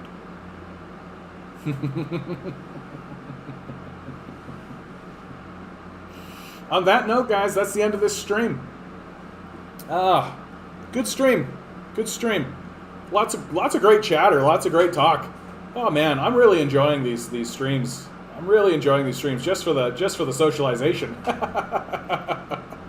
More than anything. Okay, guys. You're all doing really wonderful out there. You're doing good work. You're caring for the people around you. Don't listen to these capitalists, man. They're so full of shit. Don't listen to them. Good luck. We're going to need it.